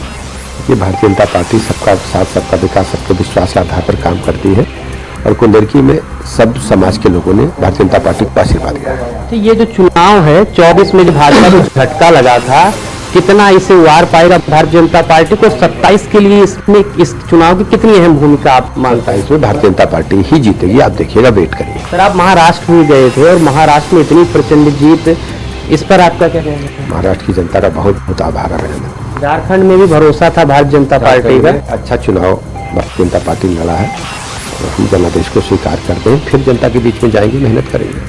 तो आपने सुना, हमारे साथ थे डिप्टी सीएम ब्रजेश पाठक, जिनका साफ कहना है कि भारतीय जनता पार्टी अभी ज्यादातर सीटों पर चुनाव जीती है, 9 से जो 7 सीटें यहाँ पर जीती है, आगे चल के जो 2027 होगा उसमें फिर भारतीय जनता पार्टी को बड़ी जीत हासिल होगी। कैमरामैन राहुल के साथ रमन मिश्रा, इंडिया वॉइस, लखनऊ।